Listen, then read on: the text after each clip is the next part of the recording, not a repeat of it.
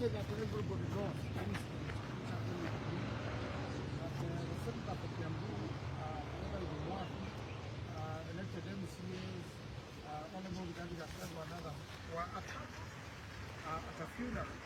And upon the attack, you find that the person who is being attacked is the one who is being questioned. I want to say that the state, from the story of Mwai, the state knows very well who the attackers were.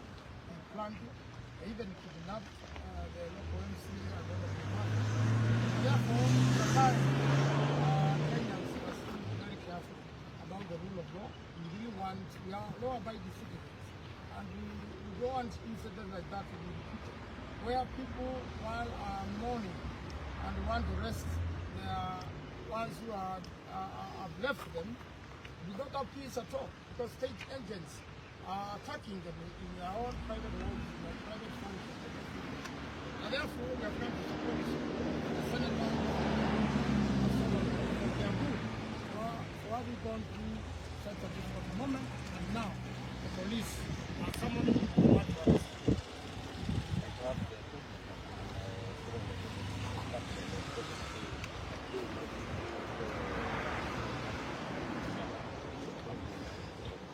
He has said he will not use the police to do his politics. Every single thing the president has promised, he has done the opposite.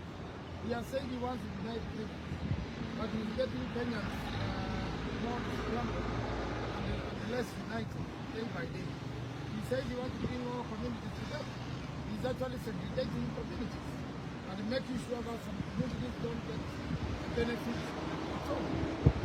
Now, what distance? So we want this war to be. If he stands for the rule of law and he stands for the benefits of the law of every single Kenyan in this country, then we should not be happy the senator of Kiambu and be summoned by the same police. And by the way, he says he doesn't know the kidnappers. We want to tell him we know the kidnappers. And from the story of Mwai, if he wants to know, let him talk to Mwai, let him talk to Bob Jagi, and he will tell you who the kidnappers are. Ningetaka kuongea because he's been threatened, and we are very, very concerned that Karungo Wathang'wa, who is a member of parliament a senator representing Kiambu, and having attended a funeral peacefully, and he did not even speak, he was not even given the microphone to speak during the funeral, has been summoned to come to me.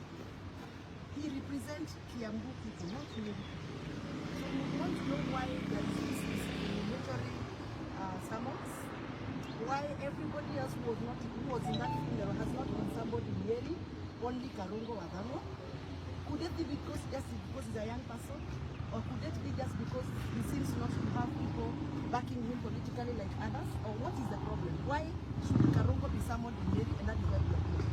And I'm very happy because Karungo has been brought by leaders from Kiambu, from Machakos, from Makueni, from Murang'a, from Nyandarua. Tumekuja hapa kwa sababu we are getting worried. The trends at which the police is interfering in the political process and even religious processes of this country is very worrying in Mount Kenya. We are sleeping in fear. We are driving in fear. We are not even going to churches anymore because we are fearing we might be abducted along the way. It is time for us to speak because usipoongea maneno hayaendi vizuri. You would want to understand what's going on.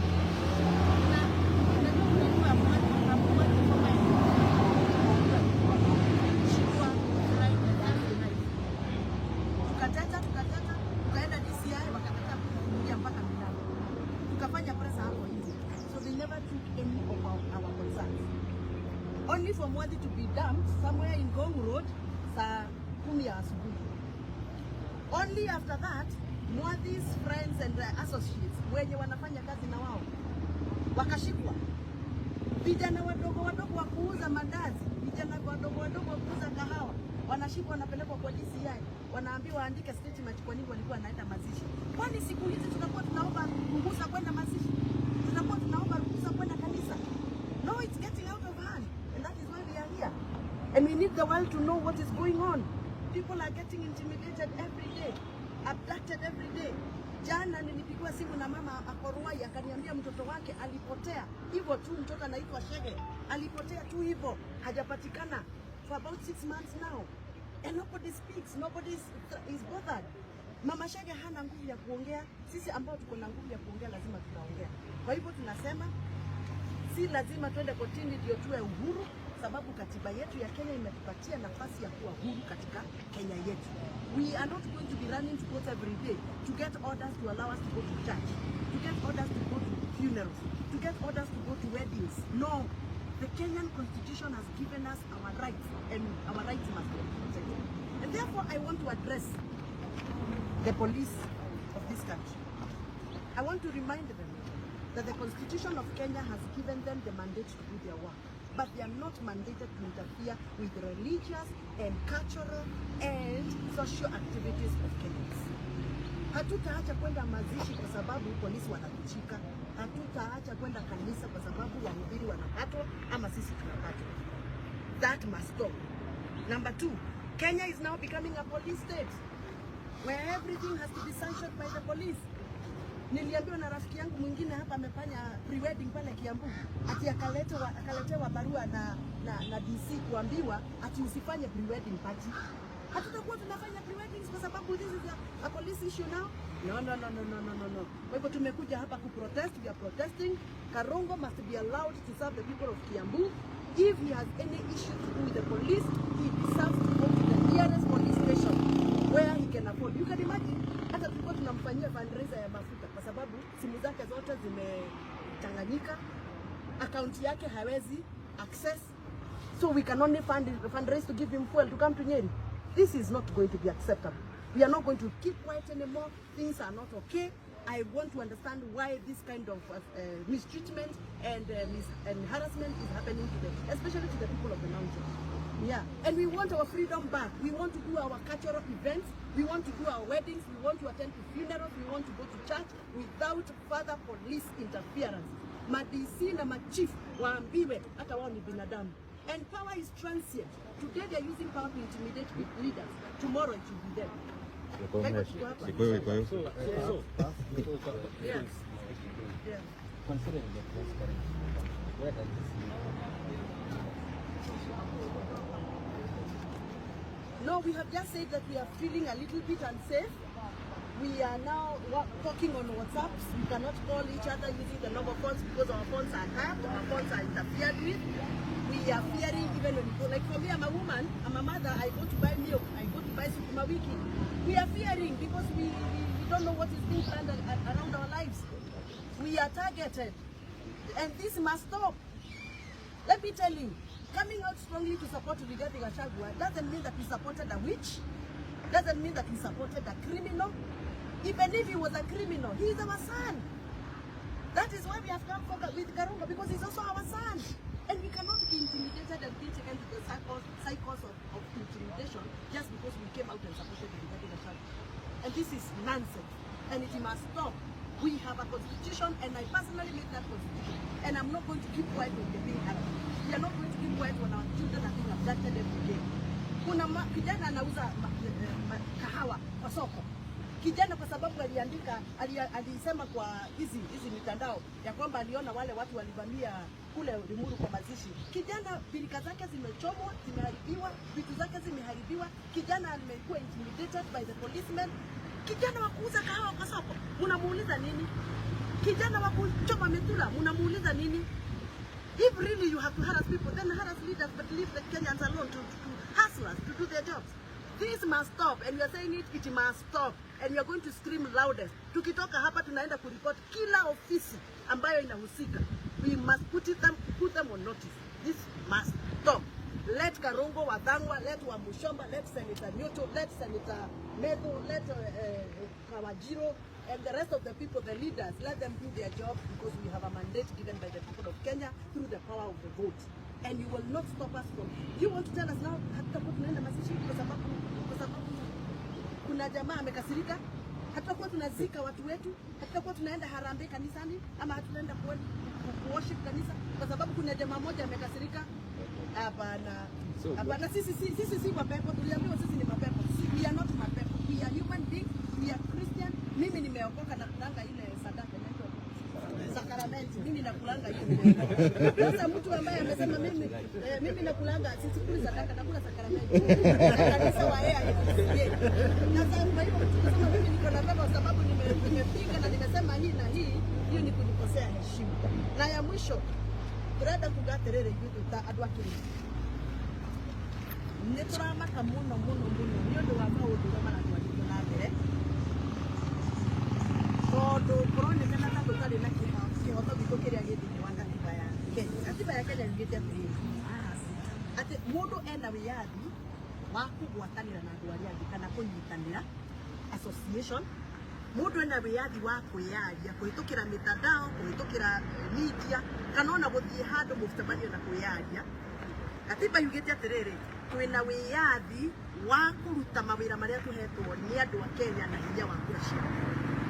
Nĩ tũramaka mũno tondũ rĩu tũrona rĩu thirikari ĩrahũthĩra borithi na DCI kũgiria andũ mathiĩ mathiko, kũgiria andũ mathiĩ kanitha, kũgiria andũ mathiĩ mohiki, kũgiria andũ mathiĩ mĩcemanio ya arĩmi, kũgiria andũ meke maũndũ marĩa twĩkaga maũndũ-inĩ witũ na maũndũ ma mĩhango itũ ya biacara. Tũkoiga atĩrĩrĩ twĩ ta atongoria a kĩrĩma, nĩ tũmakĩte mũno atĩ Karũngũ wa Thang'wa athurĩtwo nĩ andũ hakuhĩ milioni 1 a Kiambu senator, na kaũndũ gagekĩka Limuru mathiko-inĩ kũndũ ona atoire microphone mena andũ marĩ nao, nowe tu wĩrĩtwo oke Nyĩrĩ ariboti Nyĩrĩ. Arĩa angĩ othe marĩ mathiko-inĩ macio rĩ, maheirwo wĩyathi mathiĩ mariboti kũrĩa mũndũ ekwenda. In fact ndirĩtuo kwĩna mũraribotithia kandi yake arandĩka statement, arahũra thimũ OCS aragira statement yake ngari-inĩ. No Karũngũ arerwo oime Kiambu oke nĩkĩ? Tondũ ti mwana mũciari ta tũtũ ciana-inĩ wake. Kuma rĩrĩa kwarĩ haro mathiko-inĩ kũrĩa Limuru ona korwo ndiarĩ kuo rĩ, tũtirĩ tũraigua andũ manyitĩtwo. Arĩa tuonire mavindio-inĩ na arĩa tuonire TV-inĩ gũtirĩ mũndũ tũraigua anyitĩtwo. Ateti arĩa marĩ kũu rĩ, tiga mwathi wekĩrirwo ngari cia macubaru akĩũrũrio ũtukũ mũgima rĩ, MCA wĩtagwo Mukuu nake akĩhũrwo haro yarĩ nene mũno na aracokire kuonekana na gũkũraria mũte mũgũnda na ararĩ thibitarĩ araumire ira. Araumire ira rĩ, acio angĩ marĩ kũu tondũ kwarĩ ateti aingĩ mũno rĩ, mararega kwĩrwo mandĩke statement. Ũhoro ũyũ wa gũcokia mĩhehu kĩrĩma, tondũ rĩu tũracokerio mĩhehu kĩrĩma, tũrĩaragia na mĩhehu, tũtirahũranĩra thimũ rĩu tũraria na WhatsApp na maũndũ mangĩ tondũ nĩ tũrathikĩrĩrio. Tũrarũmĩrĩrwo tũgĩthiĩ kũgũra nginya nyeni, tũgĩthiĩ saruni tũkarũmĩrĩrwo. Arũme aya matirĩnyuaga kanyamũ karĩa kanyuaga ka mĩhehu tondũ mũndũ arĩnyua na hahũ. Tũtigwĩtĩkĩra ũhoro ũcio, nĩkĩo tũkire gũkũ kũrega, na nĩ tũkũrega tũkwanĩrĩra nginya Amerika igue, nginya Britain igue. Okorwo ũguo noguo tũgwĩka. Angĩkorwo mũndũ ũmwe nĩ mũrakaru nĩ kĩrĩma rĩ, nĩ atige kũndirwo na andũ a kĩrĩma hũcani, nĩ andirwo na mũndũ ũrĩa mũrakarĩte. No ithuĩ tũrũgamĩrĩire wananchi, tũheo wĩyathi tũtwĩkĩra tondũ nĩ gwĩka. Na mohiki nĩ tũgũthiĩ, pre-weddings nĩ tũgũthiĩ, mathiko nĩ tũgũthiĩ, na no tũgũthiĩ kanitha na tũrĩage thakramenti tondũ tũrĩ aho. So should we start with English? Yeah. So we are here accompanying our colleague and friend, Honorable Karũngũ wa Thang'wa, the Senator for Kiambu, who has been unfairly targeted by this government. And I say unfairly targeted because, of course, everybody knows that Senator Karũngũ was a victim of the circumstances in Limuru. So we are confused that the victim now is being turned into the villain because nobody has been arrested. I mean, those young men that perpetrated that act, their images, their faces are everywhere on social media. The police have not bothered to arrest even a single one of them. So for them to tell Senator Karũngũ to come to Nyeri, the victim, we find it very interesting. And we are saying, if we allow our country to slide to where it is going, then we may have as well in the future have somebody knocked down by a motor vehicle and asked to compensate the motor vehicle owner. Because that is exactly what is happening. Senator Karũngũ was a victim, but he's now being turned into a villain to come and explain why he was attacked, while the attackers are well known. And we want to tell the government that we have been very observant.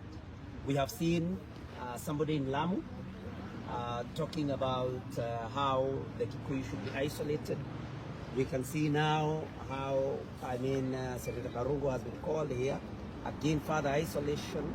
We know that these things that have happened, like in Limuru, were organized and had the support of the government. And I say so. Because if it did not have the support of the government, there would have been police in that particular venue. And as if that was not, people should have been arrested by now. The guy in Lamu who said some very ethnic,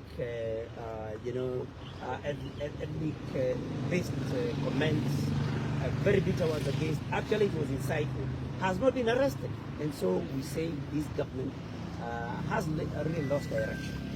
That is why now they are fighting everybody, including the churches. And they had isolated the Catholic Church. Now NCCK gave their own report yesterday, yesterday, and this is a government that has simply lost it. We have not demons operating in Kenya. What we are telling the government to do, go back to the crossroads, see where the rain started beating you. Otherwise, you refuse to be intimidated by government, and that is why we are here with Karungo Wathang'wa, who is being intimidated to say, we say no to intimidation. I think I want to stop. Tuoka guku kurehe Senator Karungo Wathang'wa uria wititwo guku thutha wa kuhurwo agetwo Nyeri thutha wa kuhurirwo Limuru handu ha ahuri akemetwo na manyitwo uria wahurirwo niwe uretwo guku na riu twathi uguo na niguo kugeragia kuga ni kurithia handu gakinya waringwo ni nduthi kana waringwo ni ngari ugathi ukariha ukerwo we waringwo ni ukuhititie muno ni gukorwo wi bara koguo thi ukarihe nduthi tondu tiga uma bara ndungiguthirwo ni nduthi iyo na hau ni turorete na tutigitikira bururi witu ucoke hau na ni tukwenda kwira thirikari mamenye ni ha mauru mahingicanire ndungikorwo makanitha mothe ni magukiriire ndungikorwo andu othe marauga uria maundu mathukire nawe uratwira ati kwina macaitani me guku bururi-ini coka haria magomano ma njira umenye ni ku mathina maku mambiririe wendwo hihi ukiherere mwathani-ri ugithi uhere na ukorwo urahera ihera genuine confession and repentance. Otherwise things don't look good, the economy is not faring well, the church is not happy, nobody is happy. I don't know mara kwa gapi cia thibitari githomo gitirathomeka ni model cio iretwo ni funding model itaramenyekana riu macaitani mokira giriti muthie mwicirie maundu mathukire ha nikio twi guku Karungo Wathang'wa tukurugama nake kinya hare hakabatarania na twithikira kihoto giake kiagararu. Asante. Niĩ ndĩ gũkũ ngĩnyitanĩra na andũ mũno akuma Kiambu na kaunti ingĩ nĩgetha tuonanie kũnyita mbaru mũndũ ũgwĩtwo Senator Karungo Wathang'wa ũrĩa arĩ senator wa Kiambu kaunti ĩrĩa nyumĩte na gwakwa Limuru niĩ Peter Mwathi kũrĩa nyumĩte Limuru nĩkuo kwarĩ na ngũĩ na nĩngwenda kuga nĩ njũĩ Karungo ndariri ona hanini niĩ nĩ ndaragia hĩndĩ ĩrĩa ingĩ ciaikirio na ndinamenya gĩtũmi kĩmwe ingĩheo gĩgũtũma Karungo Wathang'wa akorwo arerwo Kenyiri na warĩa ngĩona including kinya MP waku ũrĩa watigire thimũ-inĩ aikarĩte handũ keheri-inĩ arerirwo athiĩ Nairobi. Ũguo nĩ kuonania Karungo arenda tarĩ kũherithio araherithio atwarwo kũraihu na nĩgetha ahane ta egwĩtigĩra no gũtirĩ mũndũ ũretigĩra na nĩguo ngwenda kuga haha hatirĩ mũndũ ũgwĩtigĩra akorwo mandwarire raundi ũguo magĩcoka makĩndetha iria mandeire nĩgetha ndĩtigĩre ĩni ũyũ ndĩ haha na ti rĩu ona rũciũ noke mpaka ndagĩka ya mũico gũtirĩ mũndũ wĩ haha ũgwĩtigĩra na tũroigire tũkũnyitana ithuothe kaigua na gĩcukũrũ nĩgetha tũrũire kĩhoto. So I want to say this, that I'm here in solidarity with Karungo Wathang'wa, and I can say I was among the abductees who were taken hostage by unmarked cars. And I'm very fortunate to be very alive, and I'm very happy with these leaders who are here among the mothers who are not here, that they put enough pressure that I was released, including my family. I want to thank you very much. But what is important is to know that we are not going to stop fighting for the cause that we are fighting. All we did is to go for a funeral. And that funeral belongs to a hustler. And I thought the narrative, though I wasn't on that side, the narrative of the current president regime was that they are going to hold hustlers' hands and lift them. Now they are lifting them into the grave. So what I want to say, and you hear me clear, it doesn't matter how many people you are going to harass, but we shall stand strong. Hapa hakuna mapepo. Nilisikia jana mtu aliita watu mapepo. Ati wale wanapinga Adani ni mapepo. Kwani nani alipeleka mjadala bunge na akasema ameondoa huo mjadala? Ni nani? Pepo ndio ilipeleka. Sikie. Yeye ndio alisimama akasema ya kwamba amekuja bunge na nimeondoa hii mjadala, hatutaki kuendelea na Adani. Alafu anasema sisi ndio tulipinga, sio sisi. Kwa hivyo kama anaitana mapepo, yeye ajua pepo ni nani, sio? Alafu pia unajua Adani walisema kule Marekani ya kwamba Adani walikuwa na kashfa. Kwa hivyo kama anaita mapepo, nataka kuambia Donald Trump umeitwa pepo. Kwa hivyo wachunge sana, tutakuwa tuko na tutaendelea kuwa.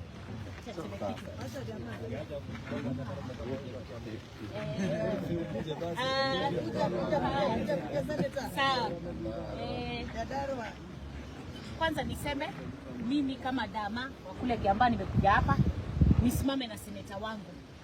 Huyu seneta sisi ni age mates. We are all below 40 years. Na tumeona kweli hii government ilikuwa imesema ati ita support youth ni kuangamiza na angamiza.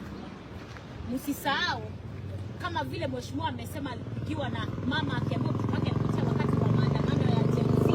Hivyo ndio walikuwa wanataka kufanya kwa wadau.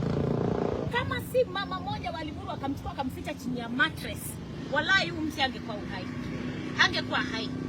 As we are here to say this, starting with Mwadhi and Karongo Athang'wa case, we are coming for everyone that has lost somebody.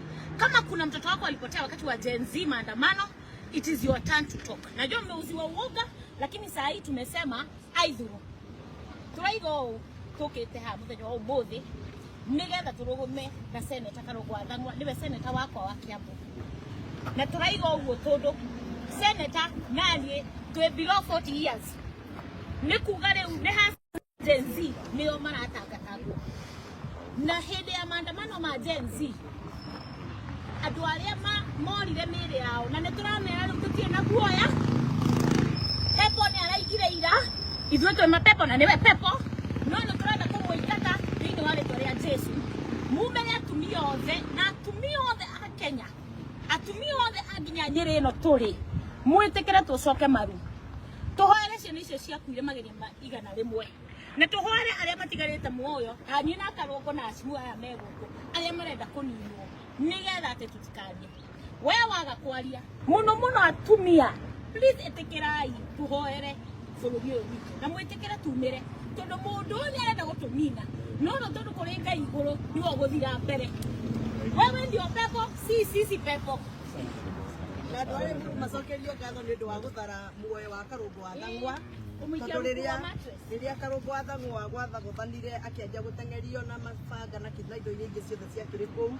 Karongo athire mũciĩ ũmwe na agĩkora mũtumia warugaga njahi, na mũtumia ũcio nĩ amũhithire na thĩinĩ nyũmba yake yana thĩinĩ akĩmũhitha na agĩtigĩrĩra nĩ acokia mĩrango na nĩ ahata nja. Mũtumia ũcio marutire wa kũhithĩrĩra na kũhe itungati irio.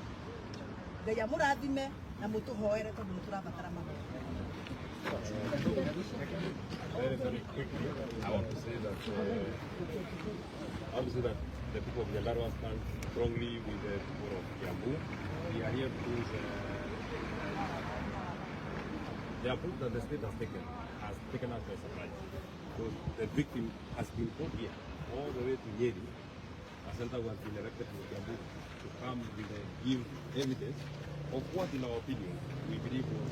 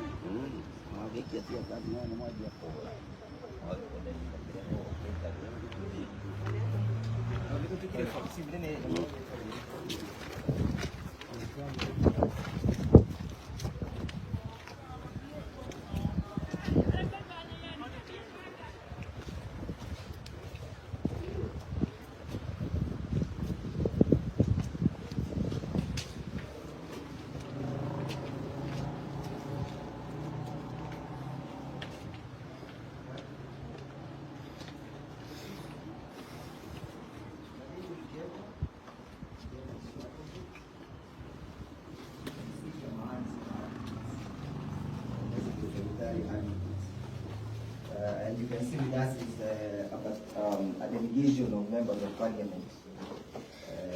But the key interest is Senator Karongo. So we are here because we were summoned. We want to see the person who has summoned us.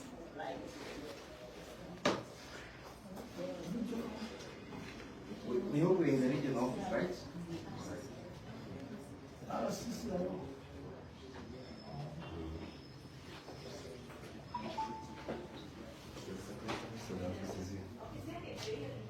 Okay, we can enter. Yeah. Okay. We are here with the secretary. Asanteni sana. Bwana.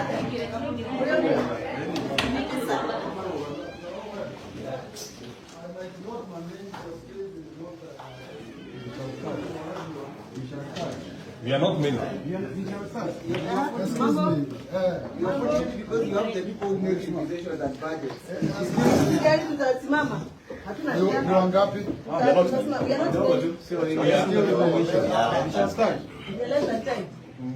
So anything beyond 10, I will not take. Yeah. kwanza usalimie na utuombee jamani. Nimekusalimia lakini unajua there's one we have issues of safety, we have issues of COVID. But you see, we would have been more than this. I'm not handling more than 10 people. That's okay, we are not. Wengine, so let me have Because I'm the lawyer and who has come with them. And each every person has a role to respond to. and every person It's either you admit us, you don't admit us. na kila boma iko na sheria yake. Then take us to a And bigger the way room. we have. Take us to a bigger room. But nikuuliza mkubwa, ukiangalia no. Wacha tusikizane Ya hapo. tunasikizana. Wacha tusikizane hapo. We are not more I than will 10. not allow the entire town. 1, 2, 3, Let me have what is not town. 8, 9. We are actually 9. You cannot. And every person who is here has a role to play. Yes, we are. Mheshimiwa kaa chini. Wacha tumshukuru chini. Haya. Kaa chini wewe. Wewe simama pande hii. Simama pande hii. Sawa. Wewe ni nani? That's an advocate. Wakili. Yes. Sita pande hii kidogo. That's the medium. For the state. Wanangojea kidogo tafadhali. I'll be inviting you. Let me address Don't let them hear the reason you have called us. wakili ni boma yangu. Allow me to address this. I will have time with the media. There's no problem. I will talk to the media. No, boss, I don't think you're being fair. Yes. These guys are working like you're working. You have to allow them to do their job. You are public. You are public. Okay. Sasa karibuni sasa. Wakili wacha maneno mengi. We hope we're in the right place and we're not in the Wakili wacha maneno observing mengi. the table room. No, you know, this is the space that you people have So, given me. are we in the right place? Are we before the regional? You are at the right place. Karibuni sana. We're also in a public office, correct? Yes. Of course. Thank you. It's a public place. It's a public office. Yes. Where the government has allowed me to work from to serve the public. Yeah, that's And good. in every environment, there are protocols. You understand that, Wakili? As long as the same Every are environment, compatible there are to- protocols, and let us not breach that. Yeah. Because as much, niko na waheshimiwa hapa, the safety is concerned, my own safety is concerned, sijua? And that is very important. We will not say, hata sisi tukienda kwa mheshimiwa, sio kila mtu atajazana hapo. Okay. It's always important. Accepted. You have complied. Yes, compliant. So karibuni sana. Yeah. You don't have your name tag, boss? I will introduce myself. Very good. Karibuni sana. Dr. Mugambi is my name. I'm the Regional Criminal Investigations Officer, Central. Of course, najua wakili, mheshimiwa namjua, wakili namjua, mheshimiwa namjua. Can the rest introduce themselves? Tuanze hapa. Tunaanza hapa. Hapa kwangu. Tukisonga hivi. Sawa sawa? Yes. So I'm your neighbor. My name is Neto. Mimi ndio senator wa Mko Nyandarua. The senator alikuwa hapa. Na hata hujajua ofisi yako hapa mheshimiwa. Karibu. Okay, I'm Nongari from Kiambu. Nongari. Yes. Kiambu Leader. Nani mwingine? I'm Daniel from Kiambu. Around this one. Senator. Sorry? Friend. A friend to the senator. Okay. I'm Kalicho Joseph from Kiambu, Rari, sub-county. Okay. My name is Mheshimiwa Dama from Kiambu. Junior is my name. I'm the senator for the Great County of Murang'a. Wakili Gitari on behalf of Karungu, Senator. Okay. My name is Kawanjiro, Jubilee Youth Leader, Kiambu County. Kawajibu is jina inajulikana sana. Hapana, si hiyo sio hilo nasema. Mimi Kawanjiro. Mimi Kawanjiro. Kawanjiro. Oh, ni Kawanjiro. Yes. Thank you. George Koingori is my name, member for the constituency. Okay. Mheshimiwa Iganjo kutoka Kiambu County. Ndewa Njiro hadi. Amushamba Githunguri. Peter Mwadi, former immediate former MP. Also Senator from Makueni, and also are you introducing yourself to me? For the record also. I also remember Mkemi. I'm also Karungu along as Senator of Kenya. Yeah. So if you will allow me then to address some people here. We are Just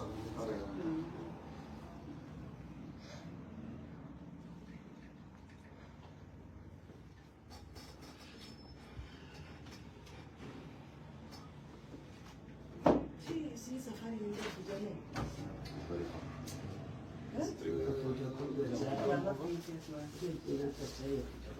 Someone came around 11 Of the night. the night to be here at 10 in the morning. Yaani tumerudi ile masiku. but we shall dismantle them. We shall dismantle that for that requirement. How do you summon somebody else? Actually, maybe out of curiosity, not related to why we are here. For how long have you been here? myself. Hmm. It's in the public. Unaweza angalia. Oh. Yes. It is in public one? It is written here. Oh, display. Okay. Oh, from It was just out of Tuesday. curiosity. No. Yes. Predecessor just retired. Oh, okay. No. To prepare that. Officers, prepare that. We shall be having an interview with Maybe perhaps you should have it is instruction that are given by officers. Yeah. Allow me to give instructions first, Yeah. then I will give you orders. They may engaging themselves in acting futility. perhaps need hearing, so that they may not engage themselves in an act that will not be fruitful to whatever engagement you want to engage yourself in. Okay, carry on. So we are here to answer summons issued to our client by one Mr. Chirchir. And see that Point of order, just before we proceed, maybe you could know their names so that we know who we are dealing with. That will come later. Okay, I think that's a procedure. Yes. That's the procedures of which we are all in sync. We don't have skills. Carry on. I request that this is my team, my officers. And the rest, forget about it. Okay, Introduce ourselves.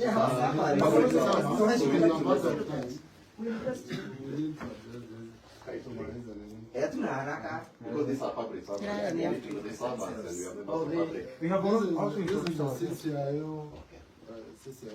And what is his name? Maybe they can. Another day they'll come to Parliament and somebody's That will become And they forget about that. Let us address what is important now. About introductions. Hatuwezi kusema kila mtu akikuja tunaanza introduction. Can you allow me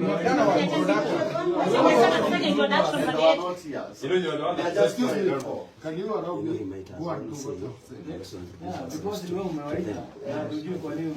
yes. They're in the middle of us. Okay, so thank you for clearing the room of strangers. So we are here to answer to the summons. And perhaps before we answer the summons, it is important for us to inform you that during the pendency of those summons, we procured these orders that perhaps you need to have some interest in respect to the status of Honorable Karongo and his rights to appear before you. We can give you time to analyze them, or we can still proceed. You allow me time. All right. Go through the document.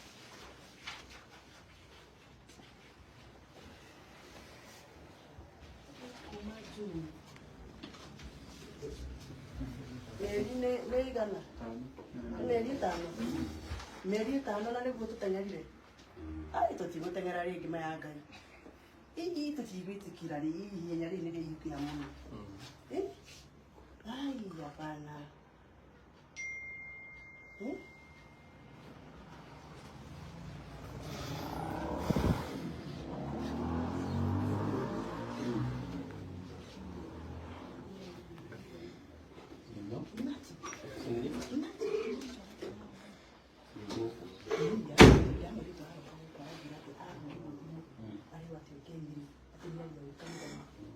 Okay. I've seen the document. You've seen the orders. But of course, you know, as a matter of process, I need to verify. That's up to you. Okay? And I've not said he's under arrest. We invited him to have an engagement. That's okay. Okay? So, carry on. The orders are clear that we were told to appear before the respondents when requested to assist in the investigations. Now that's the next clear. Because this bill relates to the summons. The summons indicated that you were issued by my office. Yes, we have no reason to doubt them whatsoever. But the summons indicated that you have reasons to believe that he has information that he has assisted in the investigations. Precisely. Now, if we go to that level, then we shall be able to address you. Tell me that you need us to engage. I think that is correct. And you know, when you are someone who come and give information, you have options. You may decide to write a statement and an inquiry or whatever is required by police, or you may decide to keep quiet. No, not. But at least the DCI and the officers and DPP are invited so that all of us can make a response. And we're here to whether this was corrected and not, whether it followed the constitution or not. Because he is the victim. It is within my jurisdiction. You know what happened was not proper.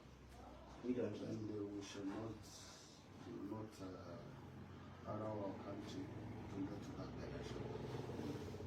We have every reason to protect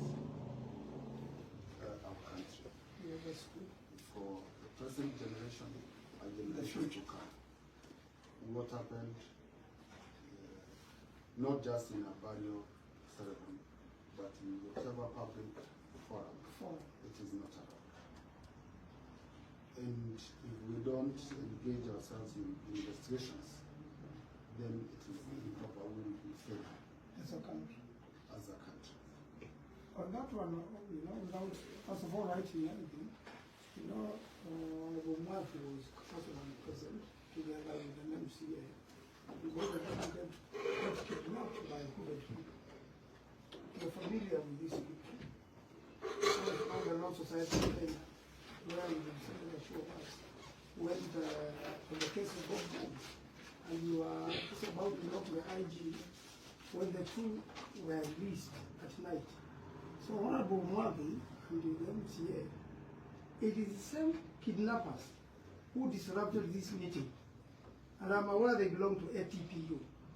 So if you are to investigate, you need to investigate those officers. If we know what they belong to or here or not, utatusaidia kujua wako pande gani. No, the ATPU operates under me. Provide us that information. That is why we needed, that is why we needed to have that is why we needed to have the senator for him to come and send lines. You haven't told me to come. It is good that you brought yourself. No. Please. I have been waiting. In fact, I don't know why you asked him when I was the one who was abducted. Kidnapped. But I said, let me come and hear. What is this so interesting from Senator Karungo that you are not interested in me, who was about to lose my life? But it's all right. Today is Karungo's day. Mimi hakuna mtu aniongelesha kutoka hapa. Ni vizuri umejileta. Hakuna habari nasema lazima nikusummon if I have interest to hearing from you. But now I've talked on their behalf. You are digressing. And he has gone public about it. We have been public about it. The president has denied the presence of kidnappers within the police. This meeting was disrupted by the police, not people. If you have evidence there, that would be very good. But maybe also, I just want to have one question, just one, before we even proceed, just to understand. And excuse me, my interest is with the That's not everybody. And I'm going to. But hear my question first because I spoke. I just wanted to understand why I've been summoned here in Nyeri, while the others in that area have been summoned in Nairobi, others in the Kiambu. Why? You just wanted in Kiambu. Just wanted to understand why. So from there we know how to engage you. I think that's an administrative question you can answer.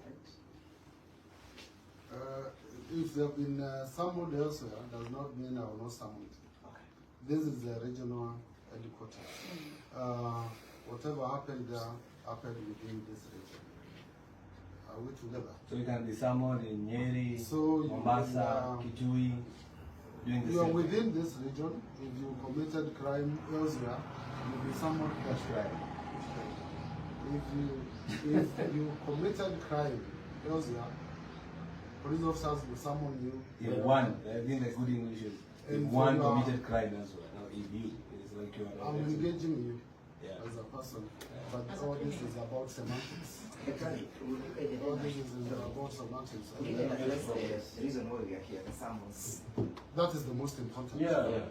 That is the most important, and I have my officers that are going to have an engagement with Wakili. Wakili, and I will only engage the senator na wakili wake, wengine taomba watatupea nafasi. Wengine wote nitaomba watatupea nafasi. I'll give you a place where you can sit. I can give you some water. Not tea.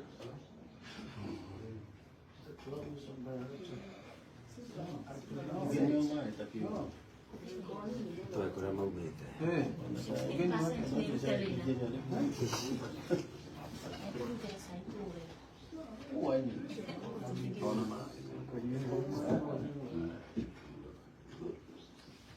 So for the time being, just a minute wakili, I'm going to unajua niko na waheshimiwa the honorable members of parliament, and we know that they need to be handled as such.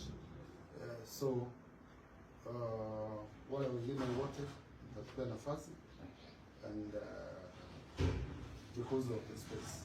Okay, but before they leave, perhaps Just because before that, wewe wakili umekuja kuwakilisha niko na mteja. senator, uko na mteja, wengine sio wateja wako. Lakini kuna jambo moja nilikuwa nataka unieleze.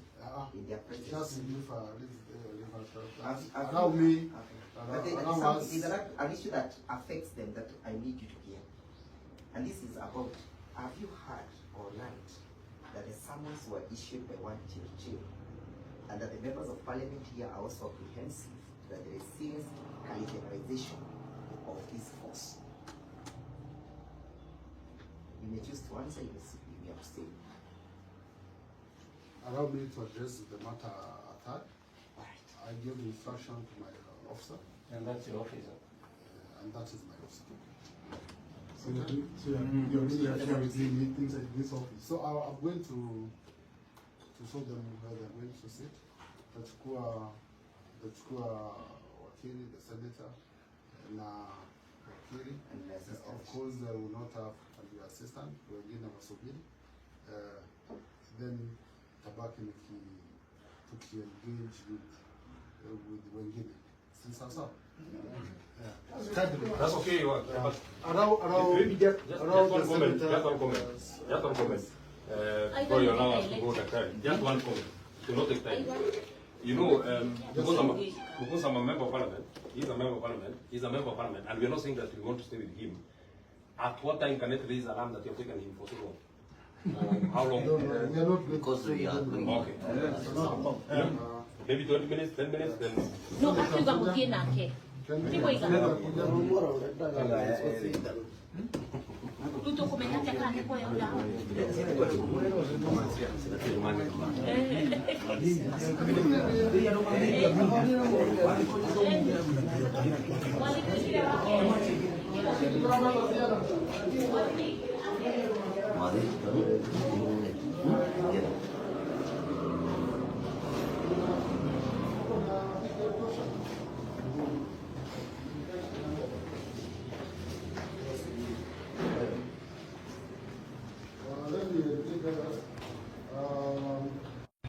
Unajua wakili,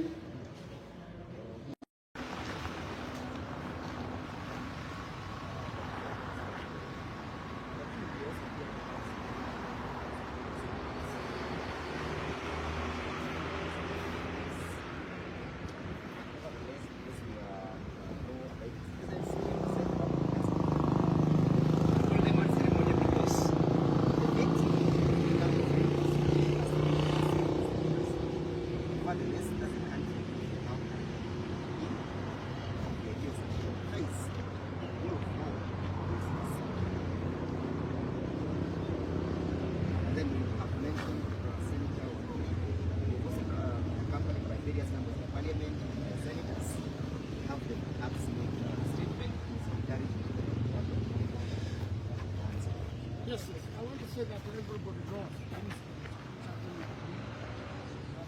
senator for Kiambu, whether it was elected MCAs, Honorable Gandhi Gaston or another, were attacked at a funeral.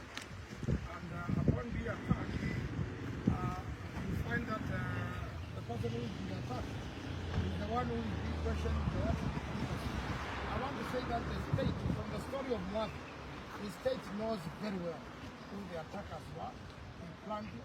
They even kidnapped the local MC and all of them. Therefore, the time Kenyans are still very careful about the rule of law. We are law-abiding citizens. And we don't want incidents like that to be repeated. where people, while mourning and want to rest, their ones who have left them, do not have peace at all, because state agents are attacking them in their own private homes, in their private homes. And therefore, we have come to support the Senator of Kiambu for having gone through such a difficult moment, and now the police are summoned to what was.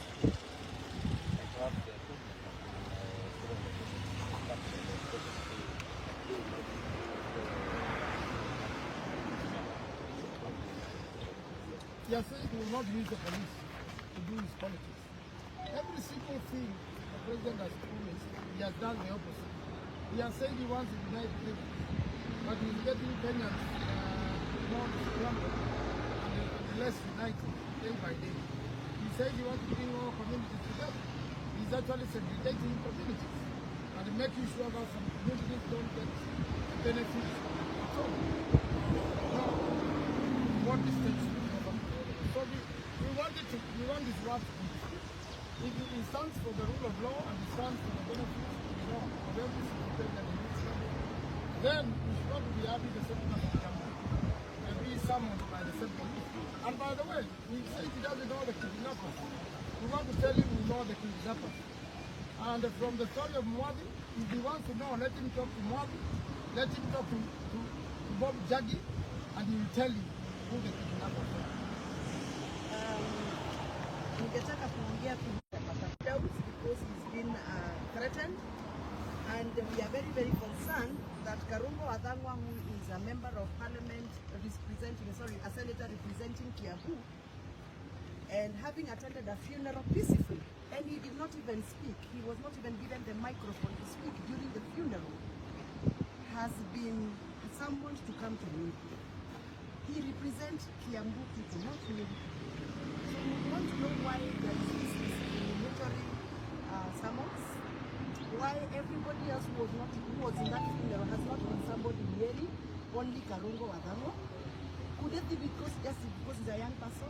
Or could it be just because he seems not to have people backing him politically like others? Or what is the problem? Why should Karungo be summoned in Nyeri, and that is why we are here? And I'm very happy because Karungo has been brought by leaders from Kiambu, from Machakos, from Makueni, from Murang'a, from Nyandarua. Tumekuja hapa kwa sababu we are getting worried. The trends at which the police is interfering in the political process and even religious processes of this country is very worried in Mount Kenya. We are sleeping in fear. We are driving in fear. We are not even going to churches anymore because we are fearing we might be abducted along the way. It is time for us to speak because usipoongea maneno hayendi vizuri. You would want to understand what's going on.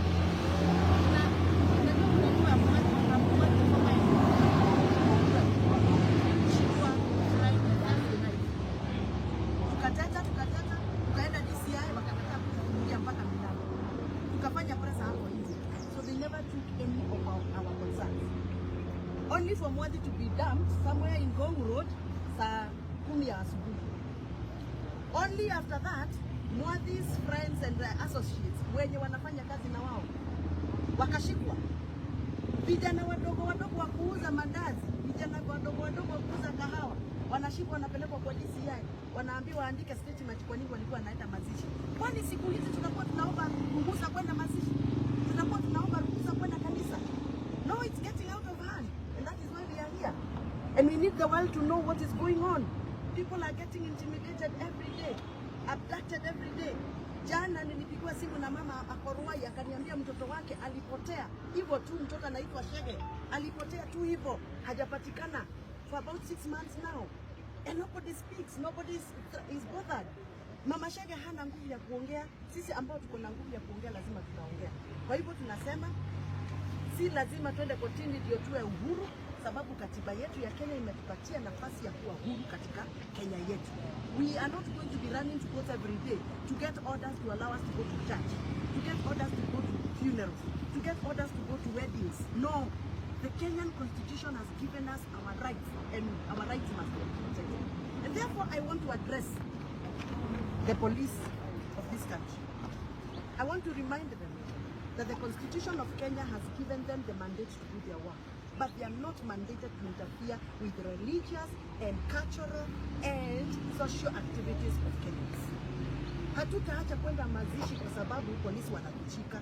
Hatutaacha kwenda kanisa kwa sababu wahubiri wanapatwa ama sisi tunapatwa. That must stop. Number two, Kenya is now becoming a police state where everything has to be sanctioned by the police. Niliambiwa na rafiki yangu mwingine hapa amefanya pre-wedding pale Kiambu, ati akaletewa barua na DC kuambiwa ati usifanye pre-wedding party. Hatutakuwa tunafanya pre-weddings kwa sababu this is a police issue now. No. Kwa hivyo tumekuja hapa kuprotest, we are protesting. Karongo must be allowed to serve the people of Kiambu. If he has any issue to do with the police, he deserves to go to the nearest police station where he can afford. You can imagine, hata tulikuwa tunamfanyia fundraiser ya mafuta kwa sababu simu zake zote zimechanganyika, account yake hawezi access, so we can only fundraise to give him fuel to come to Nyeri. This is not going to be acceptable. We are not going to keep quiet anymore. Things are not okay. I want to understand why this kind of mistreatment and harassment is happening to them, especially to the people of the mountain. Yeah, and we want our freedom back. We want to do our cultural events. We want to do our weddings. We want to attend to funerals. We want to go to church without further police interference. Ma-DC na ma-chief waambiwe hata wao ni binadamu. And power is transient. Today they are using power to intimidate leaders. Tomorrow it will be them. Yes. Considering the press currently, where does this leave? No, we have just said that we are feeling a little bit unsafe. We are now talking on WhatsApp. We cannot call each other using the normal phones because our phones are hacked, our phones are interfered with. We are fearing even when we go, like for me, I'm a woman, I'm a mother, I go to buy milk, I go to buy Sukuma Wiki. We are fearing because we don't know what is being planned around our lives. We are targeted, and this must stop. Let me tell you, coming out strongly to support Rigathi Gachagua doesn't mean that we supported a witch, doesn't mean that we supported a criminal. Even if he was a criminal, he is our son. That is why we have come with Karongo, because he's also our son. And we cannot be intimidated and be taken to the cycles of intimidation just because we came out and supported Rigathi Gachagua. And this is nonsense, and it must stop. We have a constitution, and I personally made that constitution. And I'm not going to keep quiet when they're being harassed. We are not going to keep quiet when our children are being abducted every day. Kuna kijana anauza kahawa kwa soko. Kijana kwa sababu alisema kwa hizi mitandao ya kwamba aliona wale watu walivamia kule Limuru kwa mazishi. Kijana bilika zake zimechomwa, zimeharibiwa, vitu zake zimeharibiwa. Kijana amekuwa intimidated by the policemen. Kijana wa kuuza kahawa kwa soko, unamuuliza nini? Kijana wa kuchoma metula, unamuuliza nini? If really you have to harass people, then harass leaders, but leave the Kenyans alone to hustlers to do their jobs. This must stop, and we are saying it must stop, and we are going to scream loudest. Tukitoka hapa tunaenda kuripoti kila ofisi ambayo inahusika. We must put them on notice. This must stop. Let Karongo, Wathangwa, let Wamushomba, let Senator Nyoto, let Senator Medo, let Kawajiro, and the rest of the people, the leaders, let them do their job, because we have a mandate given by the people of Kenya through the power of the vote. And you will not stop us from. You want to tell us now hatutakuwa tunaenda mazishi kwa sababu kuna jamaa amekasirika? Hatutakuwa tunazika watu wetu? Hatutakuwa tunaenda harambee kanisani ama hatunaenda worship kanisa kwa sababu kuna jamaa moja amekasirika? Hapana. Hapana, sisi si mapepo. Tuliambiwa sisi ni mapepo. We are not mapepo. We are human beings. We are Christian. Mimi nimeokoka na kulanga ile sadaka inaitwa sakramenti. Mimi nakulanga hiyo. Sasa mtu ambaye amesema mimi nakulanga, sisi kuli sadaka, nakula sakramenti. Kanisa wa yeye alisikie. Sasa kwa hiyo tukisema mimi niko na baba sababu nimepinga na nimesema hii na hii, hiyo ni kunikosea heshima. Na ya mwisho, turenda kugaterere hivi adwakiri. Neturamaka muno ni undu wa maundu maratwarithio na mbere tondu kuronekana ta tutari na kihoto gitu kiria gi thiini wa katiba ya Kenya. Katiba ya Kenya yugite atiri ati mundu ena wiyathi wa kugwatanira na andu aria angi kana kunyitanira association mundu ena wiyathi wa kwiyaria kuhitukira mitandao kuhitukira media kana ona guthie handu mucemanio na kwiyaria katiba yugite atiriri twina wiyathi wa kuruta mawira maria tuhetwo ni andu a Kenya na hinya wa kura ciao ni turamaka muno tondu riu turona riu thirikari irahuthira borithi na DCI kugiria andu mathie mathiko kugiria andu mathie kanitha kugiria andu mathie mohiki kugiria andu mathie micemanio ya arimi kugiria andu meke maundu maria twikaga maundu ije mitu na maundu ma mihango itu ya biashara tukoiga atiriri twitatongoria kirimo ni tumakite muno ati Karungo Wathang'wa athuritwo ni andu hakuhi milioni 1 a Kiambu senator na kaundu gagekika Limuru mathiko-ini kundu ona atoire microphone mena arĩa marĩ nao nowe tu wĩrĩtwo oke Nyĩrĩ ariboti Nyĩrĩ arĩa angĩ othe marĩ mathiko-inĩ macio rĩ maheirwo wĩyathi mathiĩ mariboti kũrĩa mũndũ ekwenda.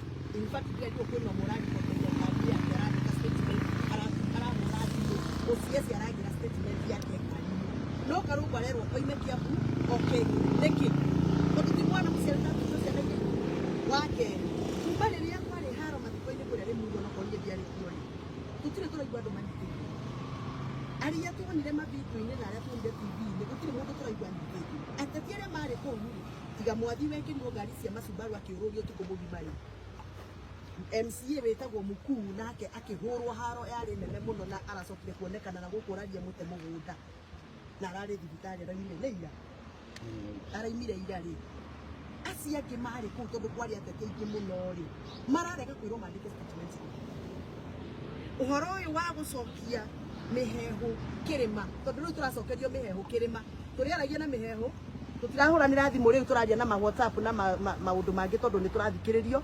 turarumirwo tugithi kugura nginya nyeni tugithie saruni tukarumirirwo arume aya matirenyua kanyamu karia kanywa ka mihehu tondu mundu arinyua na hahu tutigwitikira uhoro ucio nikio tukire guku kurega na ni tukurega tukwanira nginya America igwe nginya Britain igwe okorwo guo noguo tugwika angikorwo mundu mwe ni murakaru ni kirima ri niatige kudirwo na andu akiri mahũcani niadirwo na mundu murakarithie no ithuĩ turugamirire wananchi tuheo wiyathi tutukira tondu ni gwika na mohiki ni tuguthie pre-weddings ni tuguthie mathiko ni tuguthie na no tuguthie kanitha na turi agetha karamedi tondu turi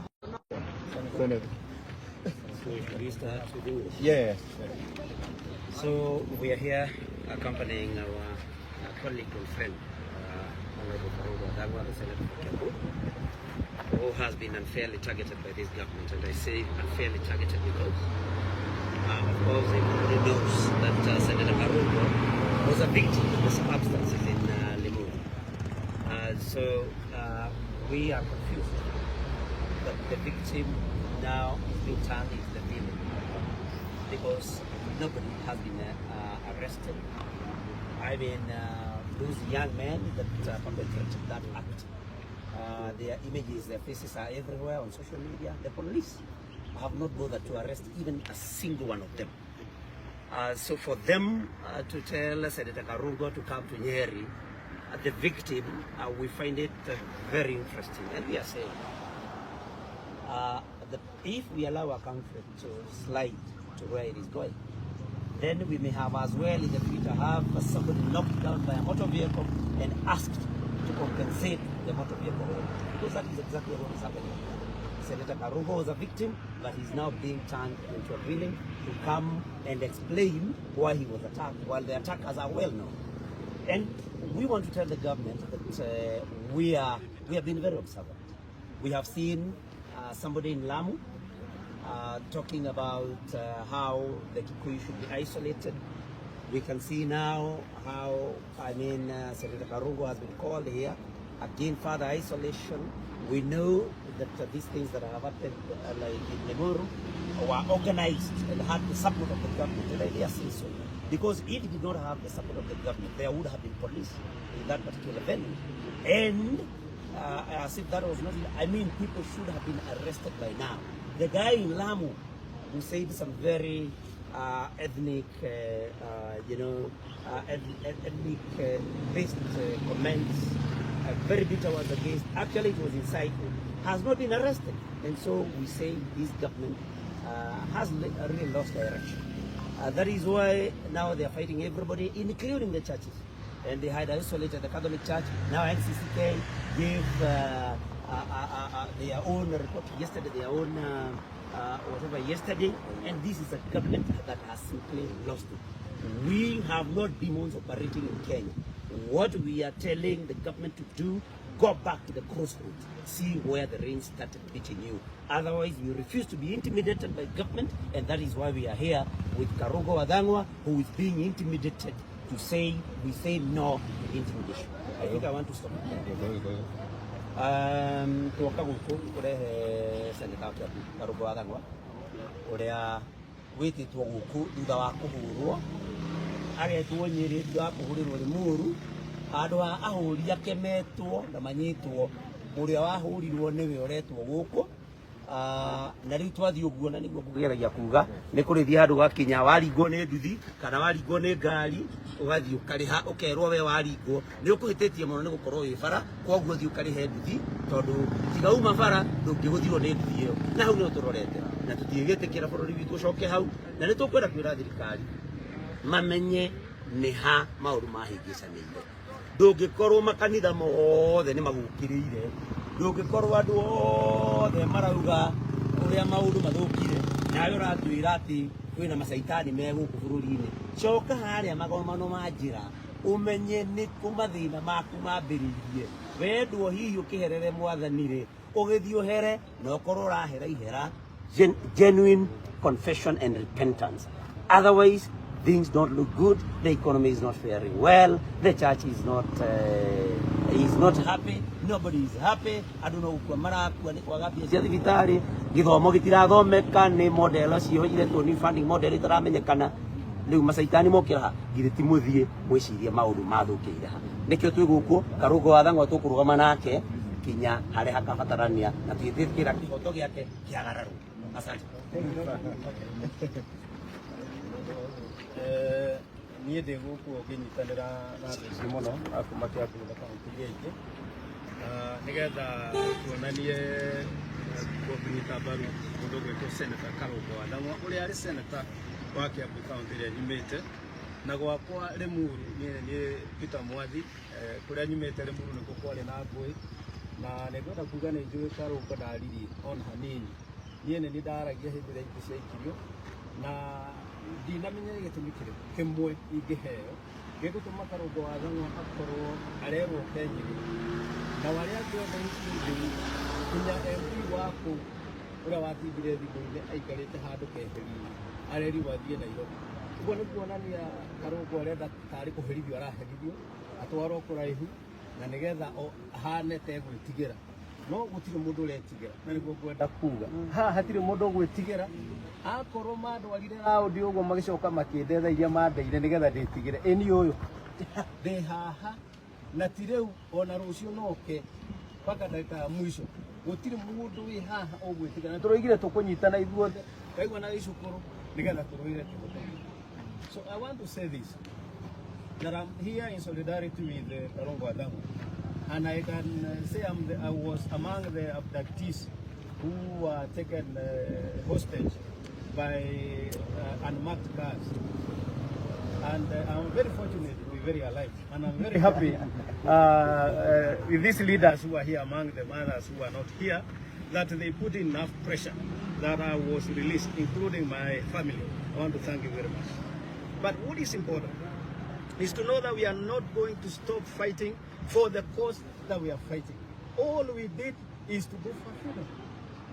And that funeral belongs to a hustler. And I thought the narrative, though I wasn't on that side, the narrative of the current president regime was that they are going to hold hustlers' hands and lift them. Now they are lifting them into the grave. So what I want to say, and you hear me clear, it doesn't matter how many people you are going to trust, but we shall stand strong. Hapa hakuna mapepo. Nilisikia jana mtu aliita watu mapepo. Ati wale wanapinga Adani ni mapepo. Kwani nani alipeleka mjadala bunge na akasema ameondoa huo mjadala? Ni nani? Pepo ndio ilipeleka. Sikie. Yeye ndio alisimama akasema ya kwamba amekuja bunge na nimeondoa hii mjadala hatutaki kuendelea na Adani. Alafu anasema sisi ndio tulipinga, sio sisi. Kwa hivyo kama anaitana mapepo, yeye ajua pepo ni nani, sio? Alafu pia unajua Adani walisema kule Marekani ya kwamba Adani walikuwa na kashfa. Kwa hivyo kama anaita mapepo, nataka kuambia Donald Trump umeitwa pepo. Kwa hivyo wachunge sana, tuko na tutaendelea kuwa.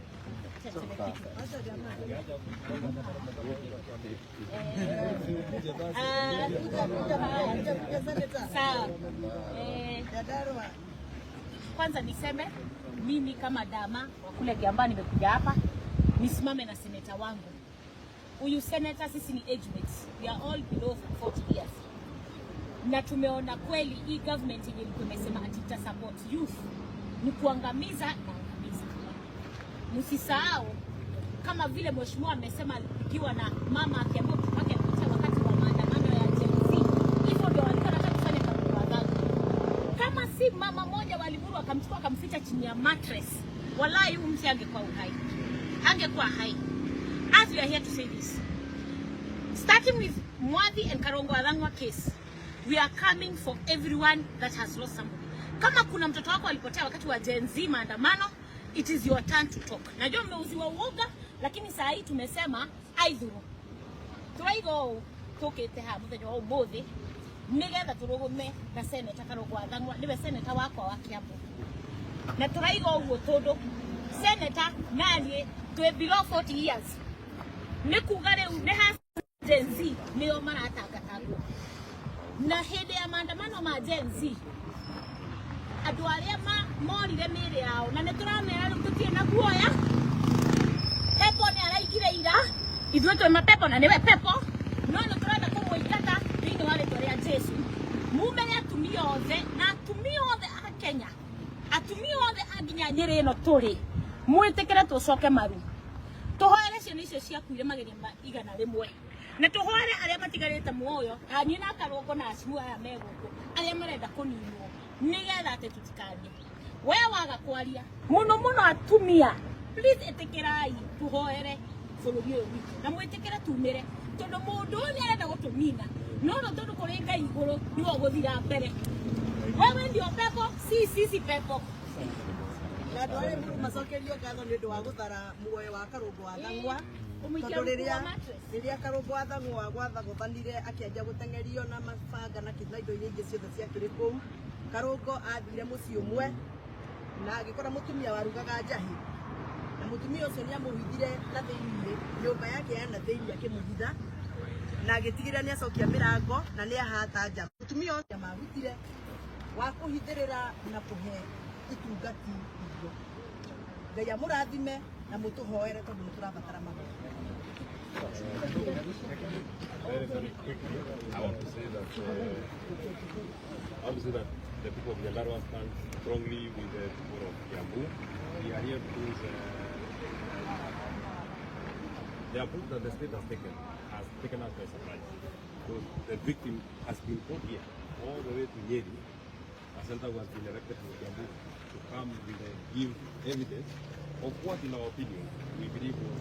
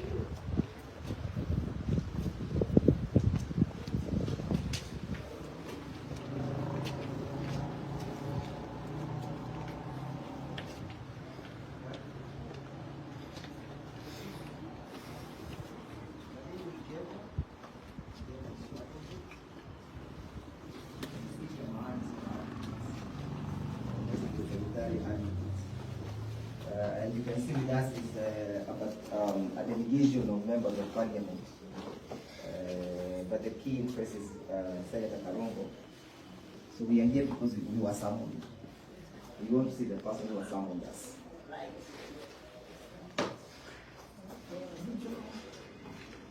We hope we're in the region office, right?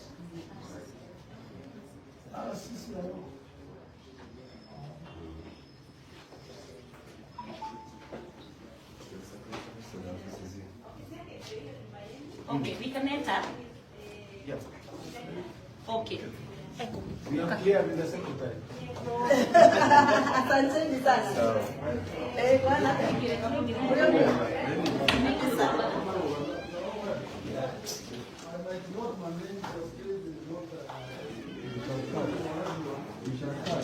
We are not many. Excuse me.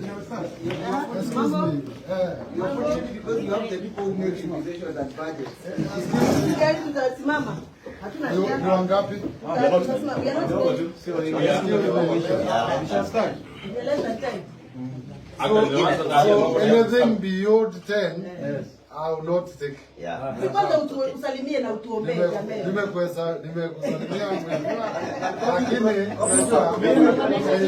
there's one we have issues of safety, we have issues of COVID. But you see, we would have been more than this. I'm not handling more than 10 people. That's okay, we are not. Wengine, so let me have because I'm the lawyer and who has come with them. And each every person has a role to respond to. And every person, it's either you admit us, you don't admit us.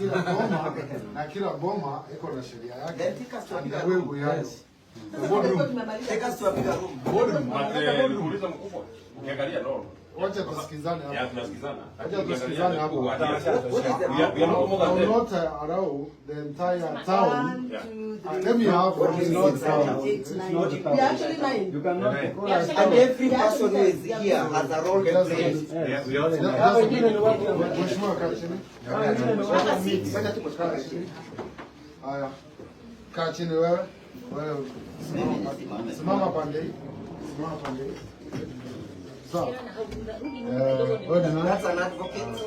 Wakili. Yes. Sita pande kidogo. That's a media. For the state. Wanangojea kidogo tafadhali. I'll be inviting you. Let me address Don't let them hear the reason you have called us. Wakili ni boma yangu. Allow me to address this. I will have time with the media. There's no problem. I will talk to the media. No, boss, I don't think you're being fair. Yes. These guys are working like you're working. Yeah, You allow them to do their job.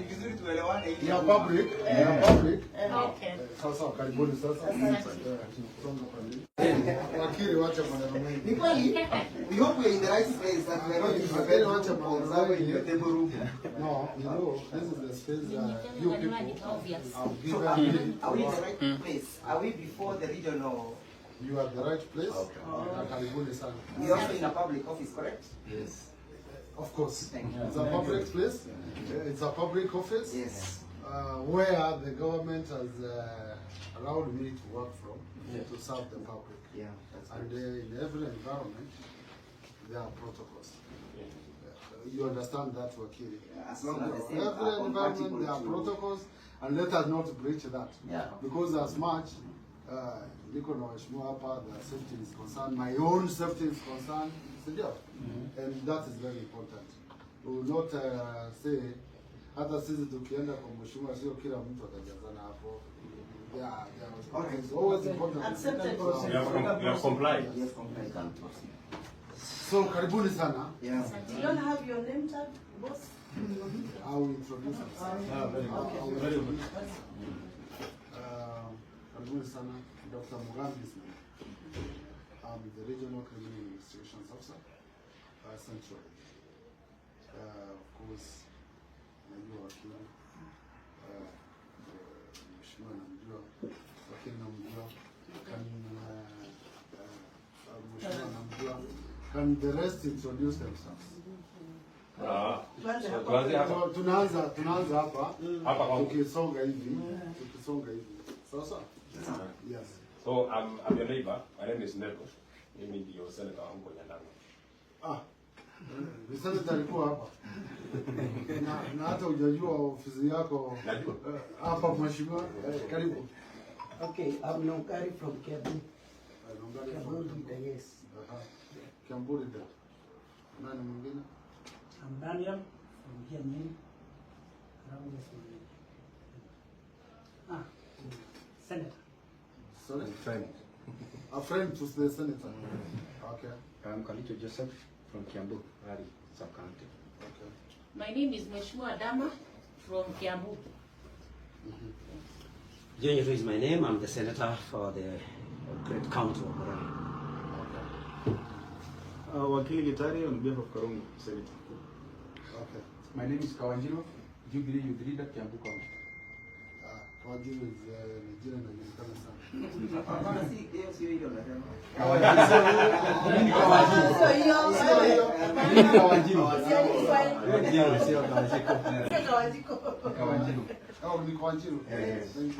George Koimburi is my name, member for the constituency. Okay. Mheshimiwa Iganjo kutoka Kiambu County. Ndewa Njiro hadi. Amushamba Githongori. Peter Mwazi, former immediate former MP.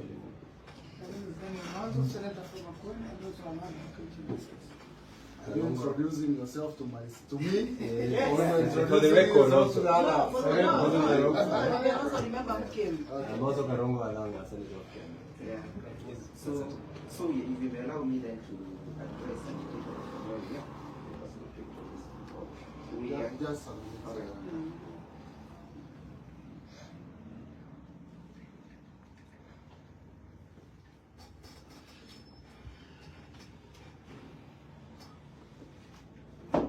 Si safari ndefu jamani.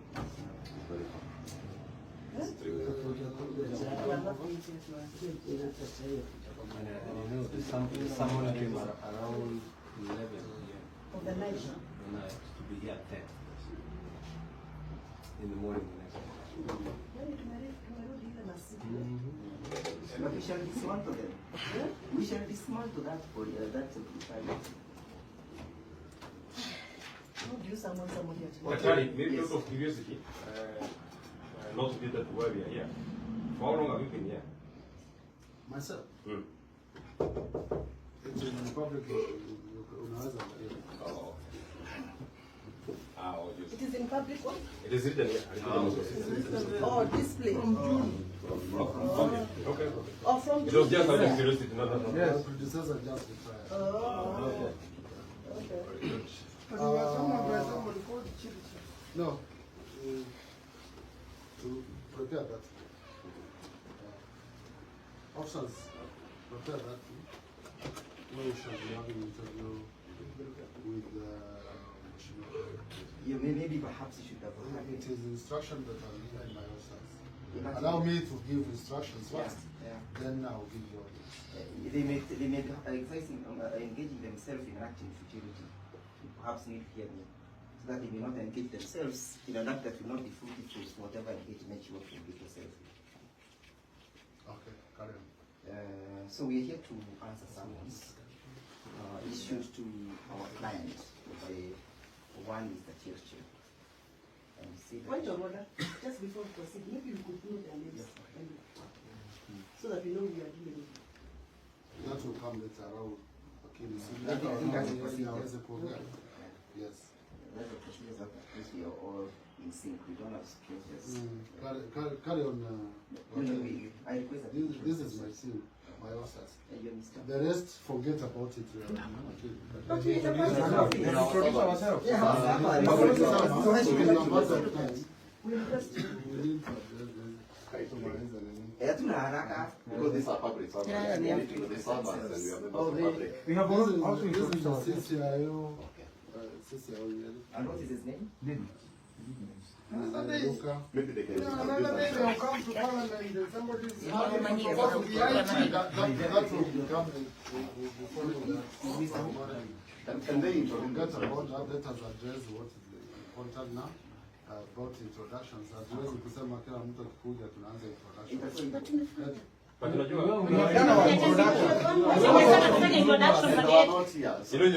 excuse me, can you allow me go and do what I'm saying?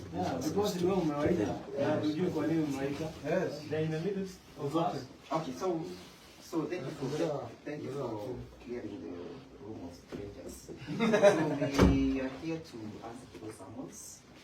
And perhaps before we answer the summons, it is important for us to inform you that during the pendency of those summons, we procured these orders that perhaps you need to have some interest in respect to the status of Honorable Karongo and his rights to appear before you. We can give you time to internalize them, or we can still proceed. You allow me time. All right. Go through the document.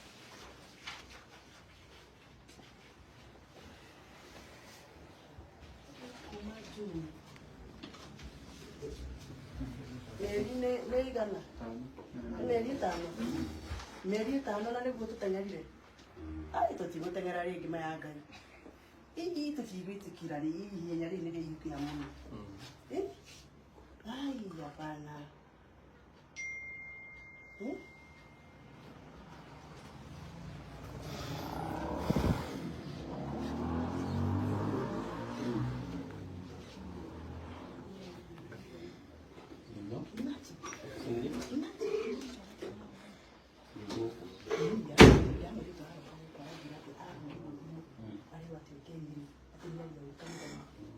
Okay. I've seen the document. You've seen the orders. But of course, we know as a matter of process, I need to verify. That's up to you. Okay. And I've not said he's under arrest. We invited him to have an engagement. That's okay. Okay. So, Karen. The orders are clear that we were told to appear before the respondents for the proposal to assist in the investigations. Now that's the next bill. Because this bill relates to the summons. The summons indicated that you were issued by my office. Yes, we have no reason to doubt them whatsoever. But the summons indicated that you have reasons to believe that he has information that he has assist in the investigations. Precisely. Now, if we go to that level, then we shall be able to address you. Tell me that you need us to engage. I think that is correct. And you know, when you are someone to come and give information, you have options. You may decide to write a statement or an inquiry or whatever is required by police, or you may decide to keep quiet. It doesn't matter. But at least the DCI and the officers of the and DPP are invited so that all of us can make a response. And we're here whether this was corrected or not, whether it follows the constitution or not. Because he is the victim. It is within my jurisdiction. You know what happened was not correct. We don't. And we shall not allow our country to go to that direction. We have every reason to protect our country. Yeah, that's good. For the present generation and the generation to come. What happened, not just in a burial ceremony, but in whatever public forum, it is not allowed. and if we don't engage ourselves in investigations, then it is improper. We will fail As a country. as a country. On that one, without, first of all, writing anything, Honorable Murphy was personally present together with an MCA. We both got kidnapped by Hudson. We're familiar with these people. So the Law Society of Kenya, where we decided to show us when the case of Bob Jones, and you are just about to knock the IG when the two were released at night. So Honorable Murphy and the MCA, it is the same kidnappers who disrupted this meeting. And I'm aware they belong to APPU. So if you are to investigate, you need to investigate those officers. If we know what they belong to Wakili or not, utatusaidia kujua wako pande gani. No, the APPU operates under me. Provide us that information. That is why we needed, that is why we needed to have that is why we needed to have the senator for him to come and send lights. You haven't told me to come. It is good that that you brought yourself. No. Please, I have been waiting. In fact, I don't know why you asked him when I was the one who was abducted. Yes. But I said, let me come and hear. What is this so interesting from Senator Karungo that you are not interested in me, who was about to lose my life? But it's all right.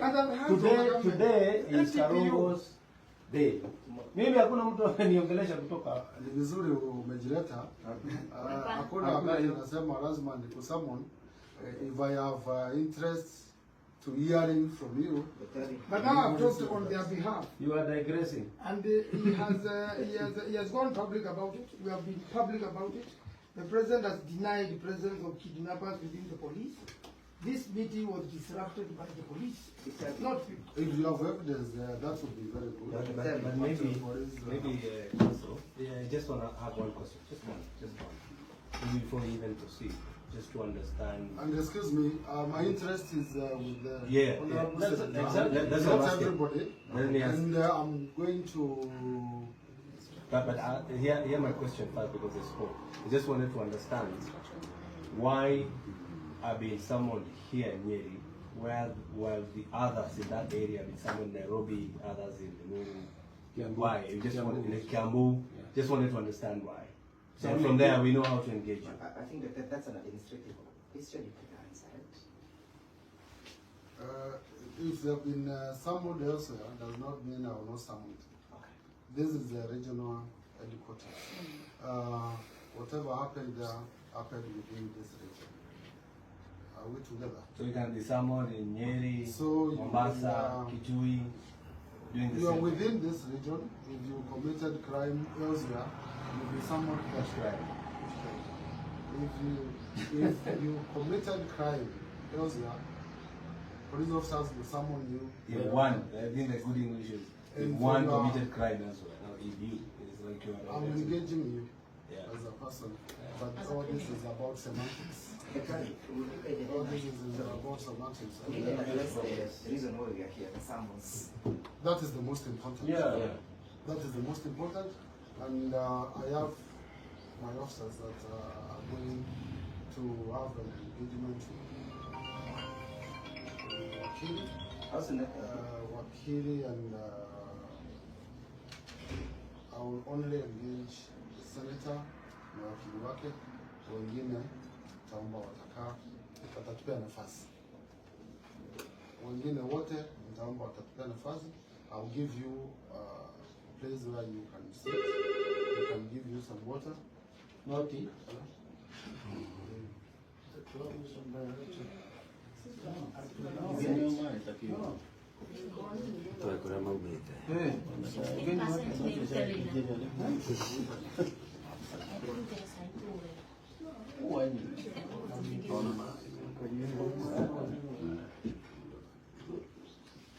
So for the time being, just a minute, Wakili. I'm going to najua niko na waheshimiwa the honorable members of parliament. and we know that they need to be handled as such. So, wale wengine wote tutapea nafasi and because of the space. Okay, but before they leave, perhaps just because before that, wewe wakili umekuja kuwakilisha seneta, uko na mteja, wengine sio wateja wako. Lakini kuna jambo moja nilikuwa nataka unieleze. In their presence. Just leave allow me. Allow us. Is there an issue that affects them that I need you to hear?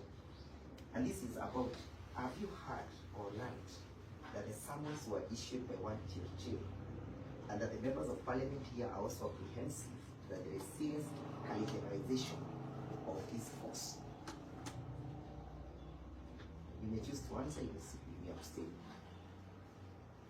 Allow me to address the matter at hand. I gave instruction to my officer. And that's your officer? And that is my officer.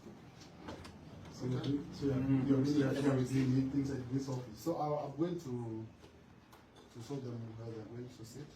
Tachukua wakili, the senator, na wakili. And of course they will not have the assistant, wengine wasubiri. Then tabaki tuki-engage with wengine. Sasa. That's okay. Just one comment. Before you allow us to go that just one comment. To not take time. You know, because I'm a member of parliament, he's a member of parliament, and we are not saying that we want to stay with him. At what time can it raise alarm that you have taken him for so long? How long? Because we are doing okay. Maybe 20 minutes, 10 minutes, then. No, akiuga muthie nake. Ndivyo igana. Tuto kumenyaka kana kwa yao.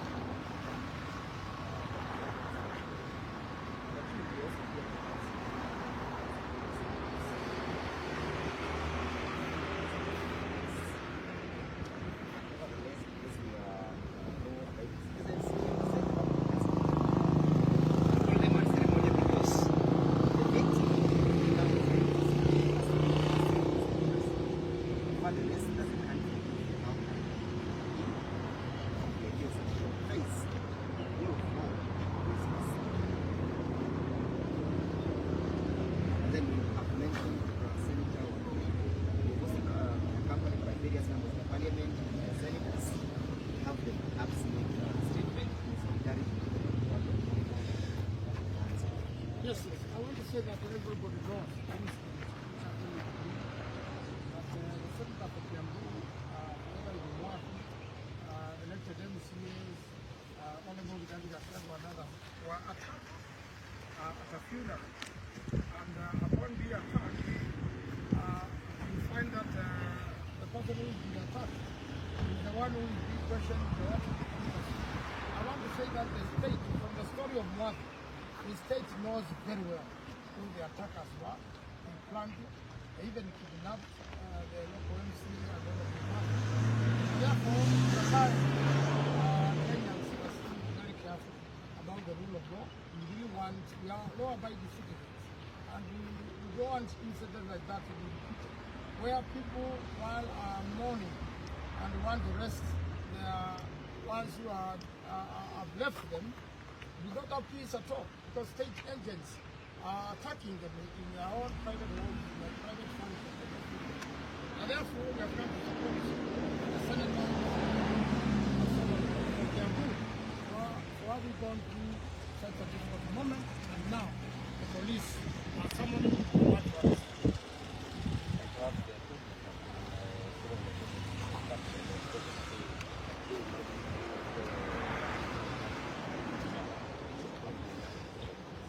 has said he will not use the police to do his politics. Every single thing the president has promised, he has done the opposite. He has said he wants to unite Kenya, but he's getting Kenyans more scrambled and less united day by day. He said he wants to bring all communities together. He's actually segregating communities and making sure that some communities don't get the benefits at all. What distance? So we want this war to be. If it stands for the rule of law and it stands for the benefits of every citizen that he needs, then we should not be having the settlement of Kiambu and be summoned by the same police. And by the way, he says he doesn't know the kidnappers. We want to tell him we know the kidnappers. And from the story of Mwadhi, if he wants to know, let him talk to Mwadhi, let him talk to Bob Jagi, and he will tell you who the kidnappers are.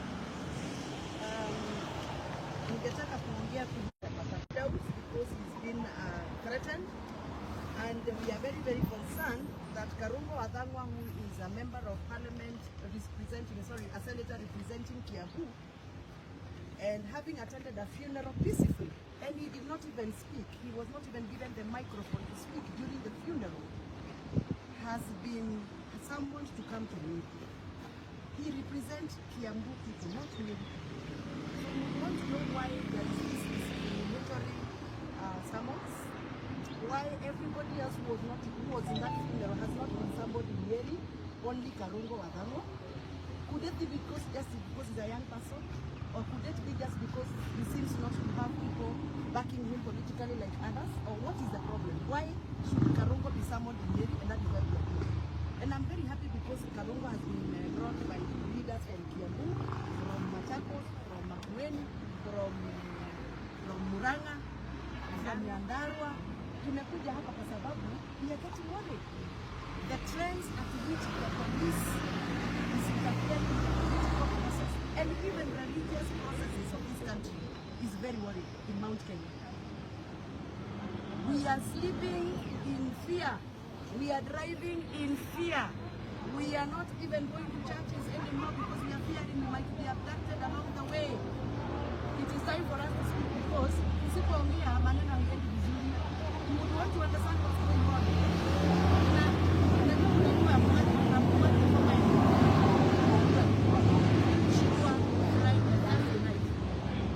Tukatata, tukaenda DCI wakataka kuingia mpaka milango.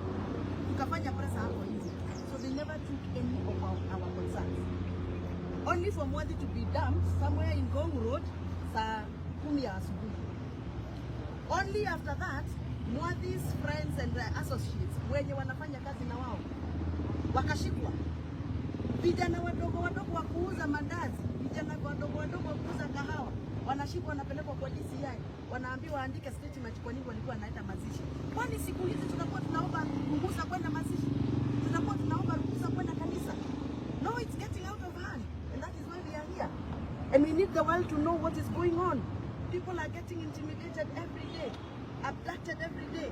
Jana nilipigiwa simu na mama Akorwai akaniambia mtoto wake alipotea hivyo tu, mtoto anaitwa Shege, alipotea tu hivyo, hajapatikana for about 6 months now, and nobody speaks, nobody is bothered.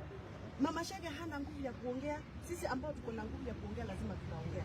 Kwa hivyo tunasema si lazima twende kotini ndio tuwe uhuru, sababu katiba yetu ya Kenya imetupatia nafasi ya kuwa huru katika Kenya yetu. We are not going to be running to court every day to get orders to allow us to go to church, to get orders to go to funerals, to get orders to go to weddings. No, the Kenyan Constitution has given us our rights, and our rights must be protected. And therefore, I want to address the police of this country. I want to remind them that the Constitution of Kenya has given them the mandate to do their work, but they are not mandated to interfere with the religious and cultural and social activities of Kenyans. Hatutaacha kwenda mazishi kwa sababu polisi wanatushika. Hatutaacha kwenda kanisa kwa sababu wahubiri wanapatwa ama sisi tunapatwa. That must stop. Number 2, Kenya is now becoming a police state where everything has to be sanctioned by the police. Niliambiwa na rafiki yangu mwingine hapa amefanya pre-wedding pale Kiambu, ati akaletewa barua na DC kuambiwa ati usifanye pre-wedding party. Hatutakuwa tunafanya pre-weddings kwa sababu this is a police issue now. No. Kwa hivyo tumekuja hapa kuprotest. We are protesting. Karongo must be allowed to serve the people of Kiambu. If he has any issue to do with the police, he deserves to go to the nearest police station where he can afford. You can imagine, hata tulikuwa tunamfanyia fundraiser ya mafuta kwa sababu simu zake zote zimechanganyika, account yake hawezi access, so we can only fundraise to give him fuel to come to Nyeri. This is not going to be acceptable. We are not going to keep quiet anymore. Things are not okay. I want to understand why this kind of mistreatment and harassment is happening today, especially to the people of the mountain. Yeah, and we want our freedom back. We want to do our cultural events. We want to do our weddings. We want to attend to funerals. We want to go to church without further police interference. Madisi na machief waambiwe hata wao ni binadamu. And power is transient. Today they are using power to intimidate leaders. Tomorrow it will be them.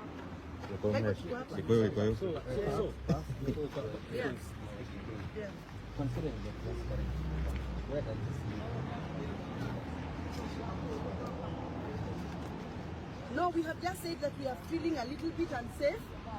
We are now talking on WhatsApp. We cannot call each other using the normal phones because our phones are tapped, our phones are interfered with.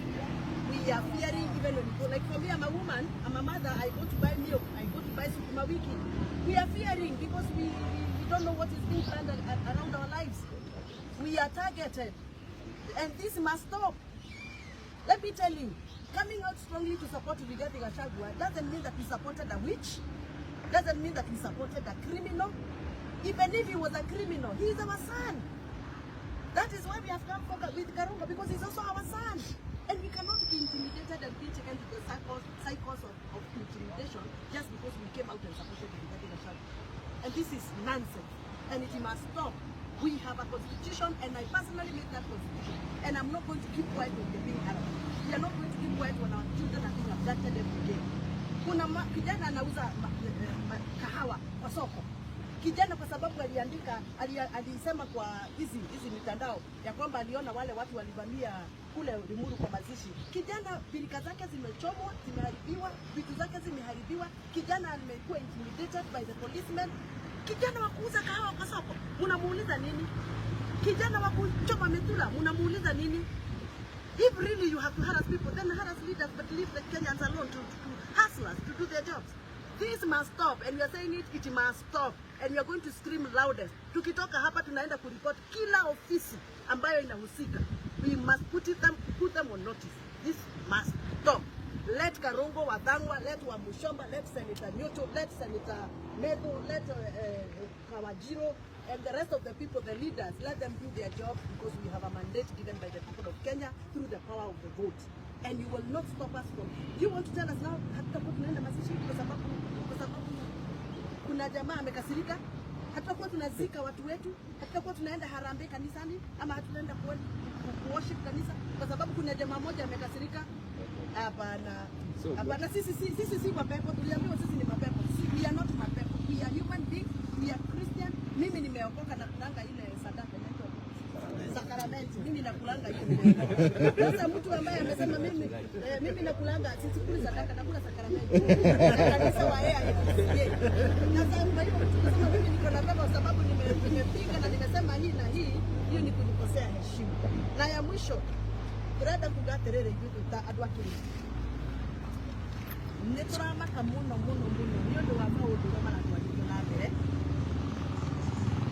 Tondu kuronekana ta tutari na kihoto gitu kiria githini wa katiba ya Kenya. Katiba ya Kenya yugite atiri ati mundu enda wiyathi wa kugwatanira na andu aria angi kana kunyitanira association. Mundu ena wiyathi wa kwiyaria kuhitukira mitandao, kuhitukira media, kana ona guthie handu mucemanio na kwiyaria. Katiba yugite atiriri twina wiyathi wa kuruta mawira maria tuhetwo ni andu a Kenya na hinya wa kuacia.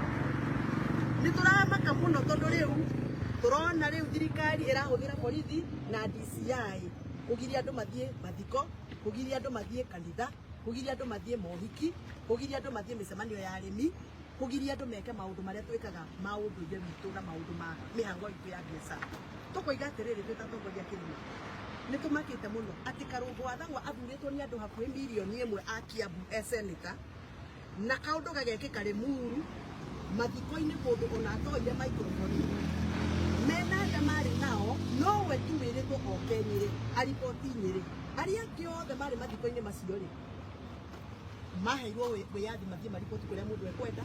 In fact ndio kwina morali koteria kadi ya arandika statement aramura thimu OCS aragira statement yake kadi no Karungu arerwo koime Kiambu okay niki tondu ti mwana muciari tatu tuceneke wake kuma riria twari haro mathiko-ini kuria Limuru no korie diari kuori tutire turaigua andu manyitire aria tuonire mavindio-ini na aria tuonire TV-ini gutire mundu turaigua nyitite ateti aria mari kuu tiga mwathi weke no ngari cia macubaru akiururio tuko mugimari MCA wetagwo Mukuu nake akihurwo haro yari nene muno na aracokire kuonekana na gukuraria mute mugunda na arari thibitari raimire leira araimire ira ri acia angi mari kuu tondu kwari atete ingi muno ri mararega kwirwo mandike statement uhoro uyu wa gucokia mihehu kirima tondu riu turacokerio mihehu kirima turiaragia na mihehu tutirahuranira thimu riu turaria na WhatsApp na maundu mangi tondu ni turathikiririo turarumirwo tugithi kugura nginya nyeni tugithi saruni tukarumirirwo arume aya matire nyua kanyamu karia kanywa ka mihehu tondu mundu ari nyua na hahu tutigwetikira horo ucio nikio tukire guku kurega na ni tukurega tukwanira nginya America igwe nginya Britain igwe okorwo guo noguo tugwika angikorwo mundu mwe ni murakanu ni kirima ri ni atige kudirwo na andu akirima husani ni adiro na mundu no murakarithie no itue turugamirire wana inchi tuhewe ya tukira tondu ni gwika na mohiki ni tuguthie pre-weddings ni tuguthie mathiko ni tuguthie na no tuguthie kanitha na turi agetha karamedi tondu turi So should we start with English? Yeah. So we are here accompanying our colleague and friend, Honorable Karungu wa Thang'wa, the Senator for Kiambu, who has been unfairly targeted by this government. And I say unfairly targeted because, of course, everybody knows that Senator Karungu was a victim of the circumstances in Limuru. So we are confused that the victim now is being turned into the villain because nobody has been arrested. I mean, those young men that perpetrated that act, their images, their faces are everywhere on social media. The police have not bothered to arrest even a single one of them. So for them to tell Senator Karungu to come to Nyeri, the victim, we find it very interesting. And we are saying, if we allow our country to slide to where it is going, then we may have as well in the future have somebody knocked down by a motor vehicle and asked to compensate the motor vehicle owner. Because that is exactly what is happening. Senator Karungu was a victim, but he's now being turned into a villain to come and explain why he was attacked, while the attackers are well known. And we want to tell the government that we have been very observant. We have seen somebody in Lamu talking about how the Kikuyu should be isolated. We can see now how, Senator Karungu has been called here. Again, further isolation. We know that these things that have happened like in Limuru were organized and had the support of the government. And I say so. Because if it did not have the support of the government, there would have been police in that particular venue.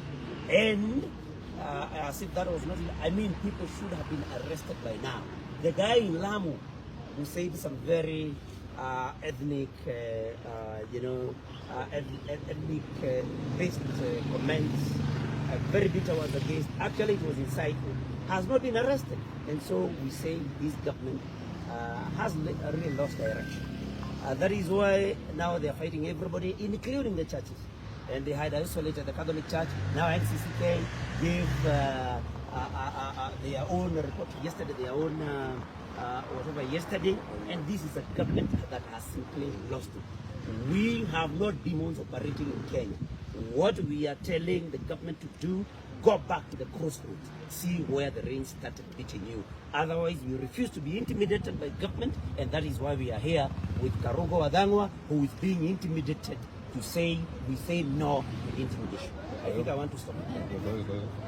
Tuoka guku kurehe Senator Karungo wa Thang'wa uria wititwo guku thutha wa kuhurwo agetwo Nyeri thutha wa kuhurirwo Limuru handu ha ahuri akemetwo na manyitwo uria wahurirwo niwe uretwo guku na riu twathi uguo na niguo kugeragia kuga ni kurithia handu gakinya waringwo ni nduthi kana waringwo ni ngari ugathi ukariha ukerwo we waringwo ni ukuhititie muno ni gukorwo wi bara koguo thi ukarihe nduthi tondu tiga uma bara ndungiguthirwo ni nduthi iyo na hau no turorete na tutigitikira bururi witu ucoke hau na ni tukwenda kwira thirikari mamenye ni ha mauru mahingicanire ndungikorwo makanitha mothe ni magukiriire ndungikorwo andu othe marauga uria maundu mathukire nawe uratwira ati kwina macaitani me guku bururi-ini coka haria magomano ma njira umenye ni ku mathina maku mambiririe wendwo hihi ukiherere mwathani-ri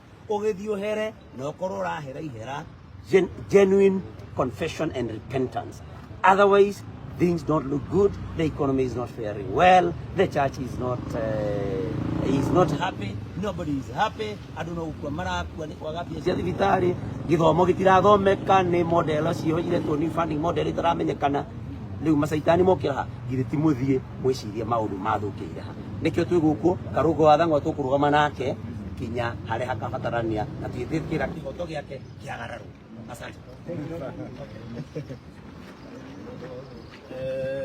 Niĩ ndĩ gũkũ ngĩnyitanĩra na andũ acio mũno a kuma Kiambu na kaunti iria ingĩ nĩgetha tuonanie kũnyita mbaru mũndũ ũgwĩtwo Senator Karungo wa Thang'wa ũrĩa arĩ senator wa Kiambu kaunti ĩrĩa nyumĩte na gwakwa Limuru niĩ Peter Mwathi kũrĩa nyumĩte Limuru nĩkuo kwarĩ na ngũĩ na nĩngwenda kuga nĩ njũĩ Karungo ndariri ona hanini niĩ nĩ niĩ ndaragia hĩndĩ ĩrĩa ingĩ ciaikirio na ndinamenya gĩtũmi kĩmwe ingĩheo gĩgũtũma Karungo wa Thang'wa akorwo arerwo Kenyiri na warĩa ngĩenda kinya MP waku ũrĩa watigire thimũ-inĩ aikarĩte handũ keheri-inĩ arerirwo athiĩ Nairobi.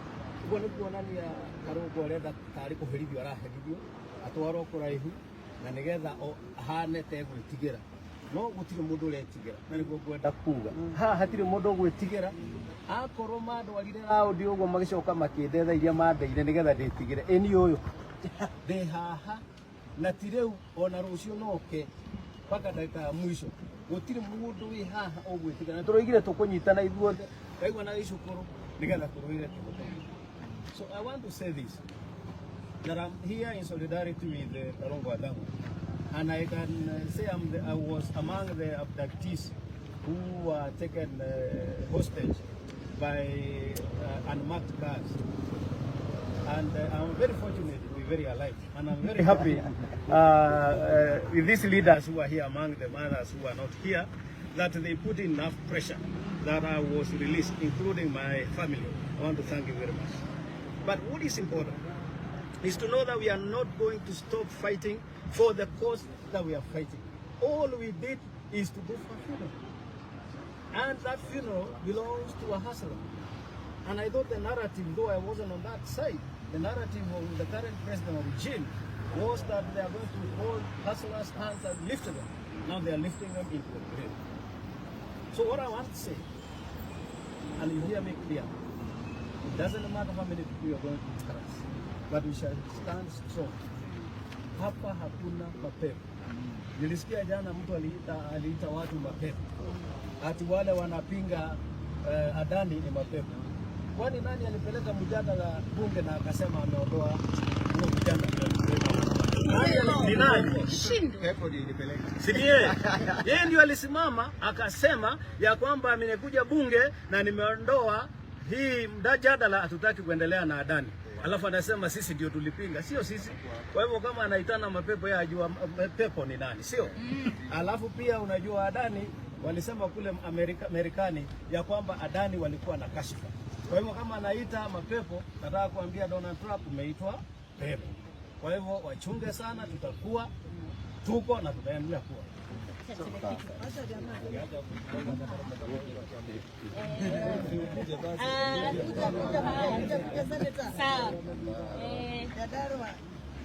Kwanza niseme mimi kama dama wa kule Kiambaa nimekuja hapa nisimame na seneta wangu. Huyu seneta sisi ni age mates. We are all below 40 years. Na tumeona kweli hii government ilikuwa imesema ati ita support youth ni kuangamiza na angamiza. Msisahau kama vile mheshimiwa amesema alipigiwa na mama akiambiwa tupake kutia wakati wa maandamano ya Gen Z. Hivyo ndio walikuwa wanataka kufanya kwa wadau. Kama si mama moja waliburu akamchukua akamficha chini ya mattress, wallahi huyu mtu angekuwa uhai. Angekuwa hai. As we are here to say this, starting with Mwadhi and Karongo Athang'wa case, we are coming for everyone that has lost somebody. Kama kuna mtoto wako alipotea wakati wa Gen Z maandamano, it is your turn to talk. Najua mmeuziwa uoga, lakini saa hii tumesema aidhuru. Turaigo tokete ha muthenya wa umuthi nigetha turugume na seneta Karongo Athang'wa niwe seneta wakwa wa Kiambu. Na turaigo uguo tondu seneta nanie twe below 40 years. Nikuga riu ne ha Gen Z nio maratangatagwo. Na hende ya maandamano ma Gen Z andu aria morire mire yao na nituramera riu tutie na guoya. Pepo ni araigire ira ithuĩ twĩ mapepo na niwe pepo no nĩtũrenda kũmũingata thĩinĩ wa rĩtwa rĩa Jesu. Mume nĩ atumia othe na atumia othe a Kenya, atumia othe a nginya Nyĩrĩ ĩno tũrĩ mwĩtĩkĩre tũcoke maru tũhoere ciana icio ciakuire mageria igana rĩmwe na tũhoere arĩa matigarĩte muoyo niĩ na Karongo na acimu aya me gũkũ arĩa marenda kũninwo nĩgetha atĩ tũtikarie. We waga kwaria mũno atumia, please ĩtĩkĩrai tũhoere bũrũri ũyũ witũ na mwĩtĩkĩre tumĩre tondũ mũndũ ũyũ arenda gũtũnina no tondũ kũrĩ Ngai igũrũ nĩwe ũgũthira mbere. Wewe ndio pepo, sisi pepo. Na andũ arĩa macokerio ngatho nĩ ũndũ wa gũthara muoyo wa Karongo Athang'wa.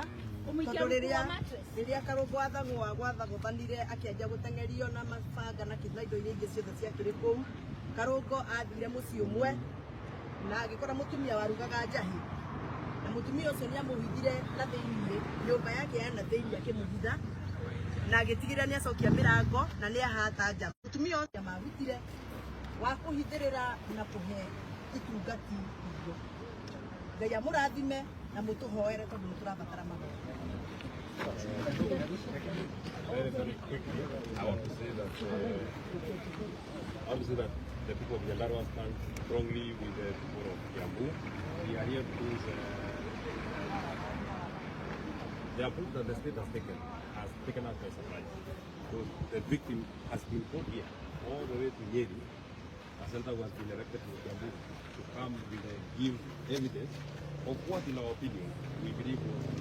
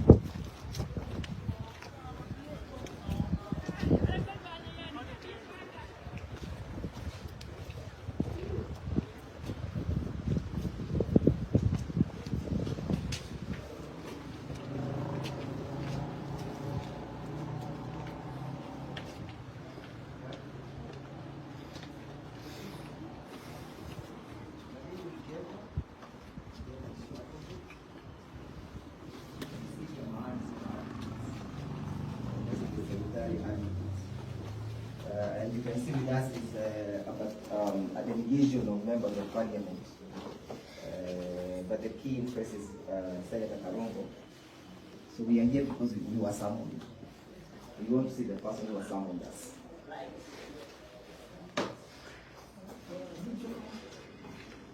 We hope we're in the regional office, right?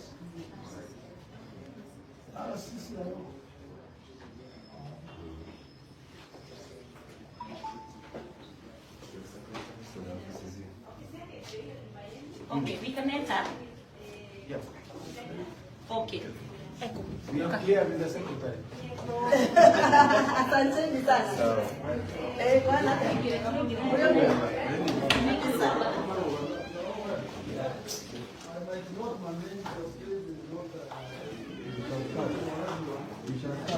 We are not many. Excuse me.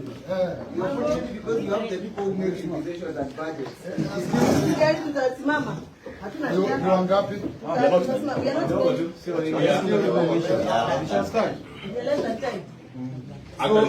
So anything beyond 10, I will not take.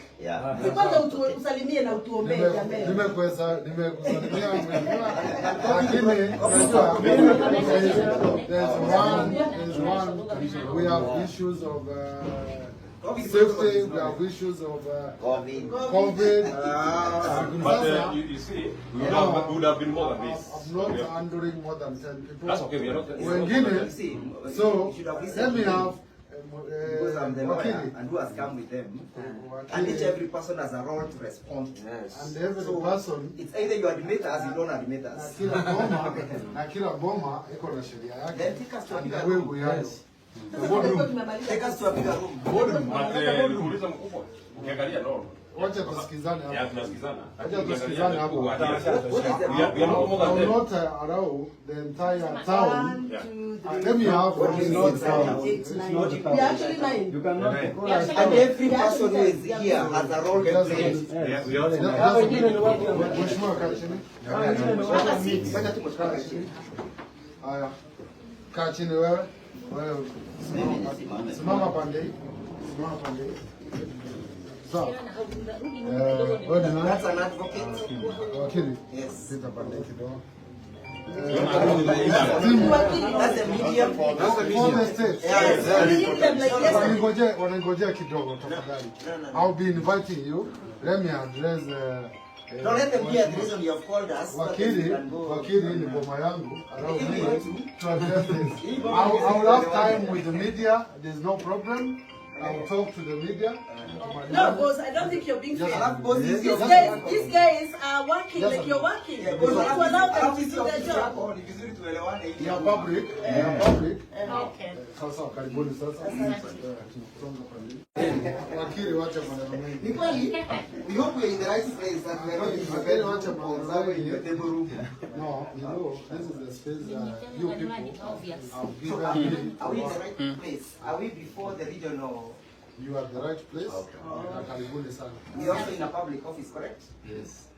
Of course. Thank you. It's a public place. It's a public office. Yes. Where the government has allowed me to work from to serve the public. Yeah. And in every environment, there are protocols. You understand that, Wakili? As long as the same Every are environment, there are compatible to- protocols, and let us not breach that. Yeah. Because as much, niko na waheshimiwa hapa, the safety is concerned, my own safety is concerned, it's the job. And that is very important.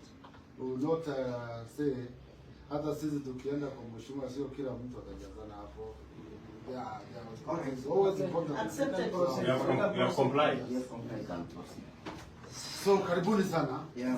You don't have your name tag, boss? I will introduce myself. Very good. Karibuni sana, Dr. Mugambi is my name. I'm the Regional Criminal Investigations Officer, Central. Of course, najua wakili, mheshimiwa namjua, wakili namjua, mheshimiwa namjua. Can the rest introduce themselves? Tuanze hapa. Tunaanza hapa Hapa kwangu. tukisonga hivi, Sawa sawa? Yes. So I'm your neighbor. My name is Neto. Mimi ndio senator wangu Nyandarua. Senator alikuwa hapa. Na hata hujajua ofisi yako hapa mheshimiwa. Karibu. Okay, I'm Nongari from Kiambu. Kiambu, yes. Kiambu. Nani mwingine? I'm Daniel from here, Nyeri. Senator. Sorry? A friend to the senator. Okay. I'm Kalicho Joseph from Kiambu, Rari, sub-county. Okay. My name is Mheshimiwa Dama from Kiambu. Junior is my name. I'm the senator for the great county of Rari. Wakili Gitari on behalf of Karungu, Senator. Okay. My name is Kawanjiro, Jubilee Youth Leader, Kiambu County. Kawanjiro is jina inajulikana sana.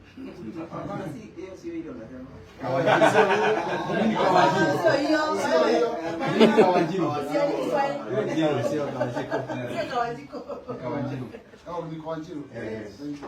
George Koingori is my name, member for the constituency. Okay. Mheshimiwa Iganjo kutoka Kiambu County. Ndewa Njiro hadi.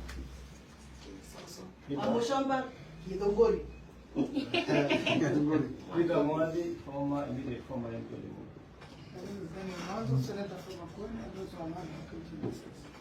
Are you introducing yourself to me? Yes. For the record also. I also remember Mkem. I'm also Karungu Alanga, Senator of Kenya. Yeah. So if you allow me then to address some people here. We are just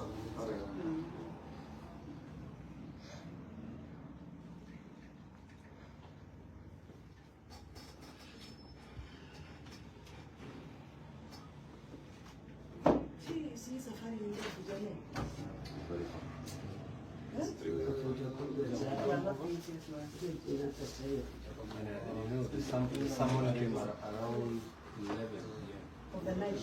to be here at 10 in the morning. But we shall dismantle them. We shall dismantle that for that secretariat. How do you summon somebody else? Actually, maybe out of curiosity, not related to why we are here. For how long have you been here? Myself. It's in the public. It is in public one? It is written here. Oh, display. From June. Okay. Oh, from It June. was just out of curiosity. No. Yes, predecessor just retired. Oh. Okay. No, to prepare that. Officers, prepare that. We shall be having an interview with Maybe perhaps you should have. It is instruction that are given by officers.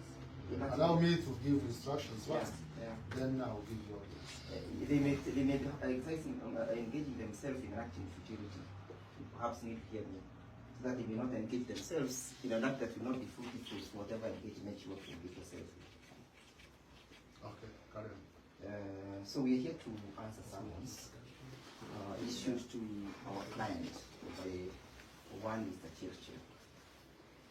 Point of order, just before we proceed, maybe we could know their names so that we know we are dealing with. That will come later. Okay, yes.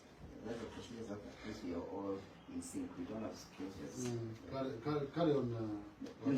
I request that this is my team, my officers. The rest, forget about it. Okay, introduce ourselves.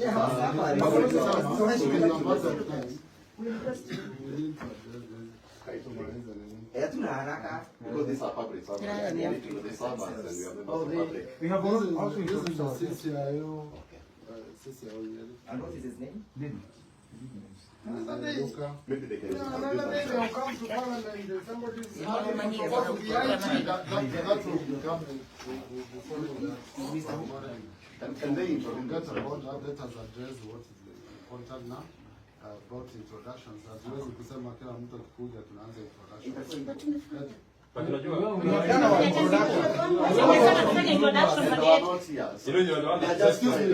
can you allow me who are to say? Because you umewaita na tujui kwa nini umewaita. Yes. They're in the middle of us. Okay, so thank you for clearing the room of strangers. So we are here to answer to the summons, and perhaps before we answer to the summons, it is important for us to inform you that during the pendency of those summons, we procured these orders that perhaps you need to have some interest in respect to the status of Honorable Karongo and his rights to appear before you. We can give you time to analyze them, or we can still proceed. You allow me time to go through the document.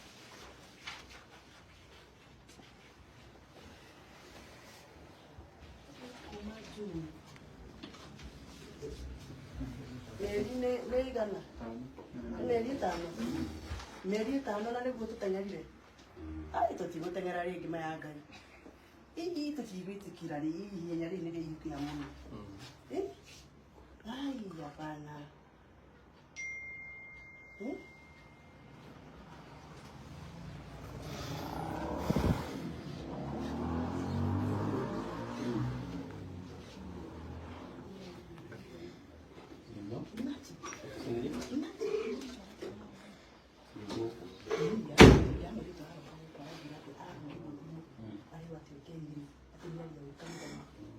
Okay. I've seen the document. You've seen the orders. But of course, you know, as a matter of process, I need to verify. That's up to you. Okay.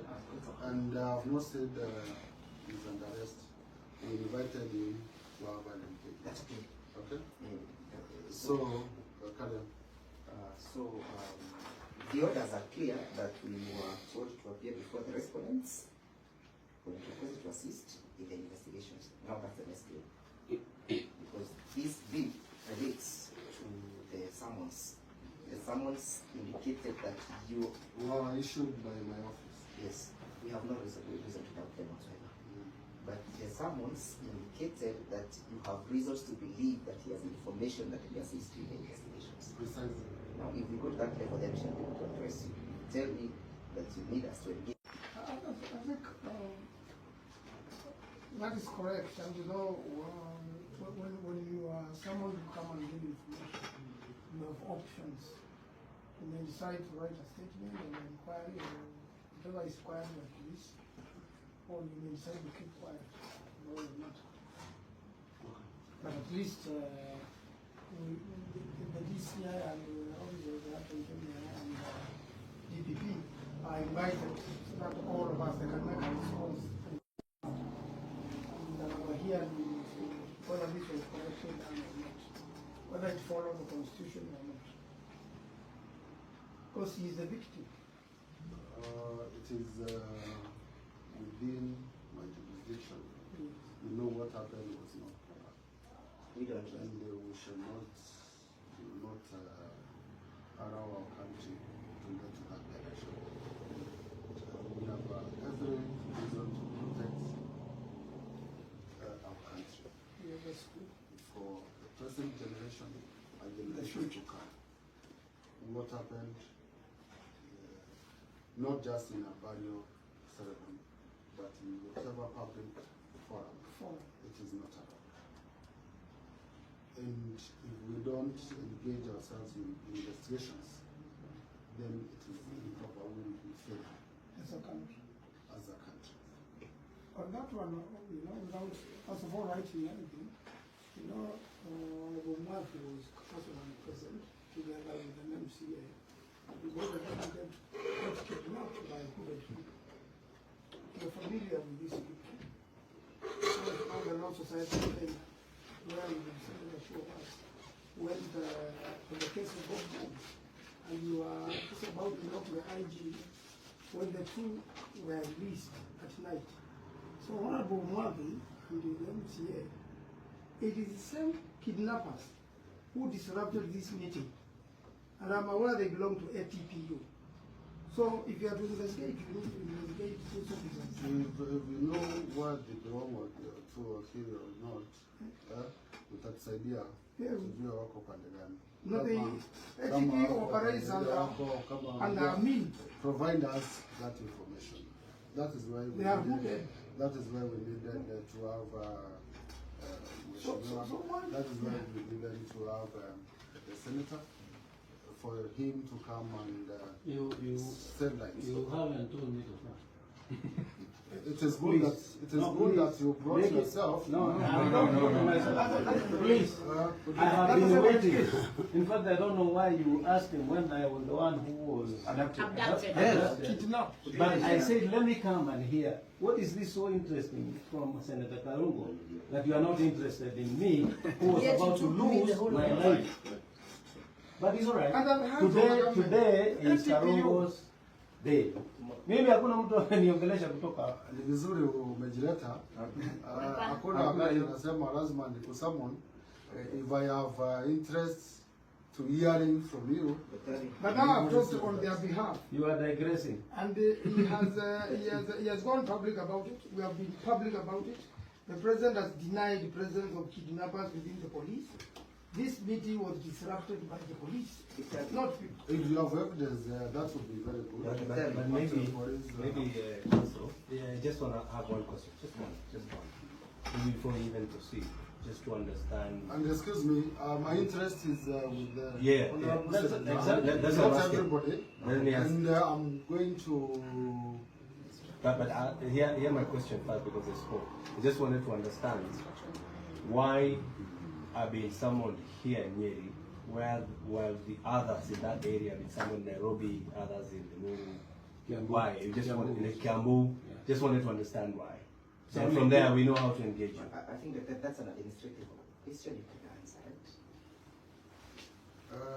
If they have been summoned elsewhere, does not mean I will not summon them. Okay.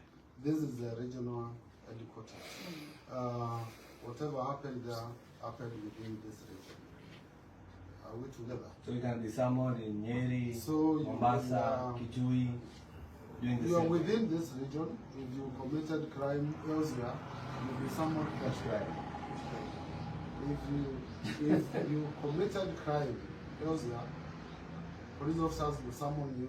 If one, I think the good English is if one committed crime elsewhere. Now if you, it's like you are. I'm engaging you as a person, but all this is about semantics. All this is about semantics. The reason why we are here, the summons. That is the most important. That is the most important, and I have my officers that are going to have an engagement with Wakili, and I will only engage the senator na wakili wake, wengine taomba watatupea nafasi. Wengine wote nitaomba watatupea nafasi. I'll give you a place where you can sit. I can give you some water. Not tea. So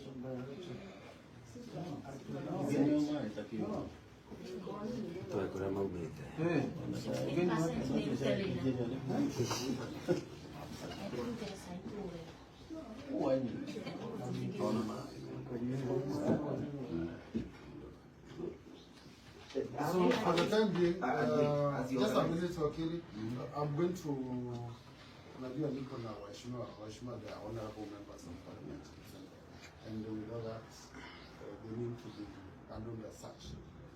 So wale wengine wote tutapea nafasi, and because of the space. Okay, but before they leave, perhaps just because before that, wewe wakili umekuja kuwakilisha seneta, uko na mteja, wengine sio wateja wako. Lakini kuna jambo moja nilikuwa nataka unieleze. In their presence. Just allow me. But there's an issue that affects them that I need you to hear.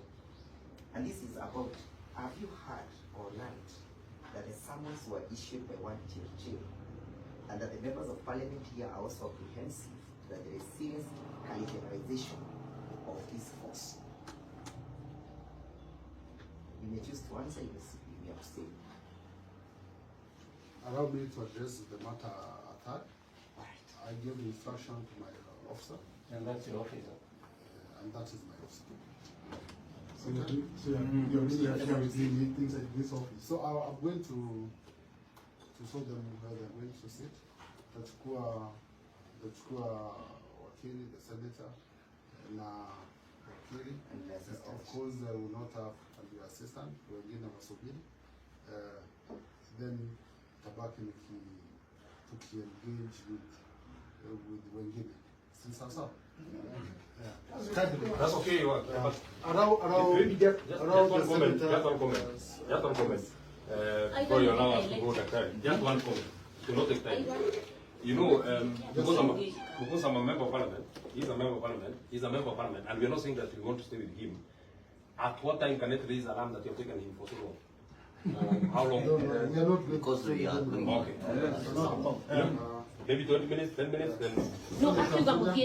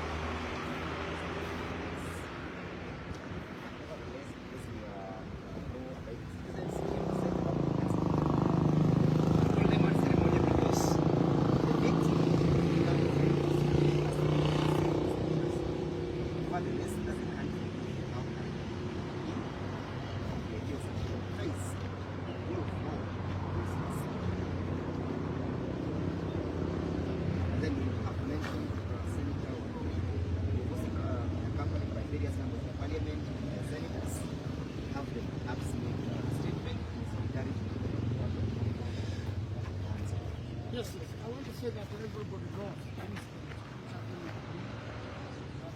Senator for Kiambu, whether it was elected MCAs, Honorable Gandhi Gaston and others, were attacked at a funeral. And upon being attacked, you find that the person who is being attacked is the one who is being questioned. I want to say that the state, from the story of Mwaki, the state knows very well who the attackers were. They planned it. They even kidnapped the local MC and all of them. Therefore, the time Kenyans are still very careful about the rule of law. We are law-abiding citizens, and we don't want incidents like that to be repeated, where people, while mourning and want to rest their ones who have left them, do not have peace at all, because state agents are attacking them in their own private homes, in their private homes. And therefore, we have come to support the Senator for having gone through such a difficult moment, and now the police are summoning the one to arrest.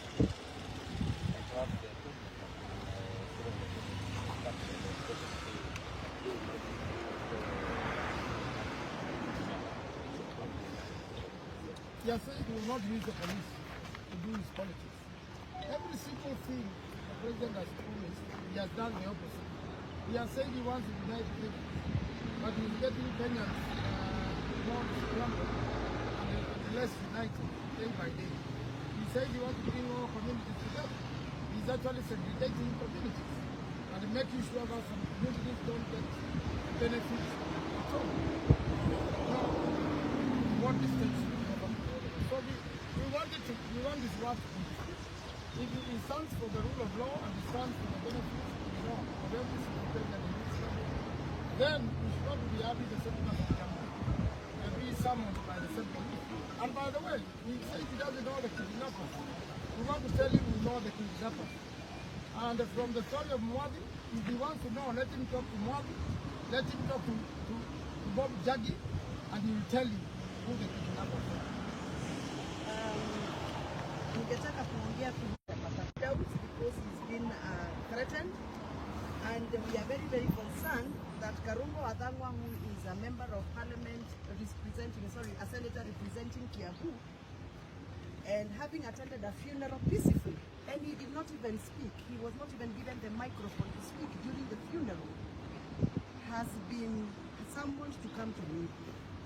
He represents Kiambu people, not me. So we want to know why there is this discriminatory summons, why everybody else who was in that funeral has not been somebody really, only Karungo Wathang'wa. Could it be just because he's a young person? Or could it be just because he seems not to have people backing him politically like others? Or what is the problem? Why should Karungo be summoned in Nyeri, and that is where we are going? And I'm very happy because Karungo has been brought by leaders from Kiambu, from Machakos, from Makueni, from Murang'a, from Nyandarua. Tumekuja hapa kwa sababu we are getting worried. The trends at which the police is interfering in the political process and even religious processes of this country is very worrying in Mount Kenya. We are sleeping in fear. We are driving in fear. We are not even going to churches anymore because we are fearing we might be abducted along the way. It is time for us to speak because usipoongea maneno hayendi vizuri. You would want to understand what's going on.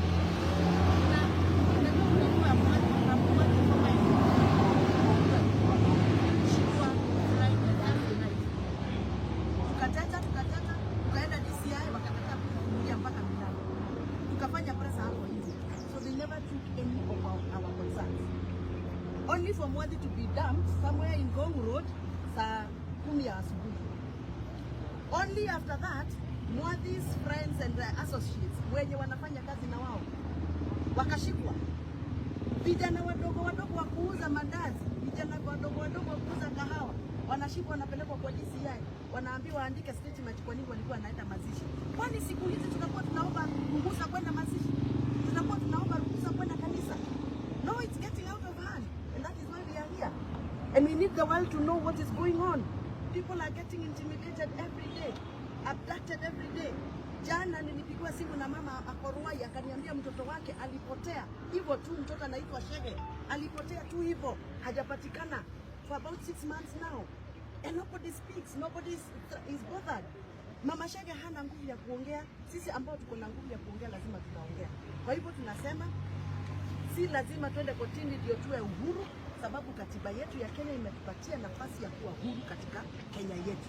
We are not going to be running to court every day to get orders to allow us to go to church, to get orders to go to funerals, to get orders to go to weddings. No, the Kenyan Constitution has given us our rights, and our rights must be protected. And therefore, I want to address the police of this country. I want to remind them that the Constitution of Kenya has given them the mandate to do their work, but they are not mandated to interfere with religious and cultural and social activities of Kenyans. Hatutaacha kwenda mazishi kwa sababu polisi wanatuchika.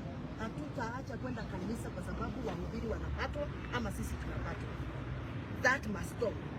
Number 2, Kenya is now becoming a police state where everything has to be sanctioned by the police.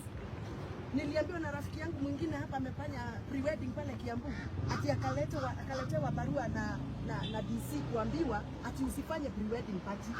Hatutakuwa tunafanya pre-weddings kwa sababu this is a police issue now. No. Kwa hivyo tumekuja hapa kuprotest, we are protesting. Karungo must be allowed to serve the people of Kiambu.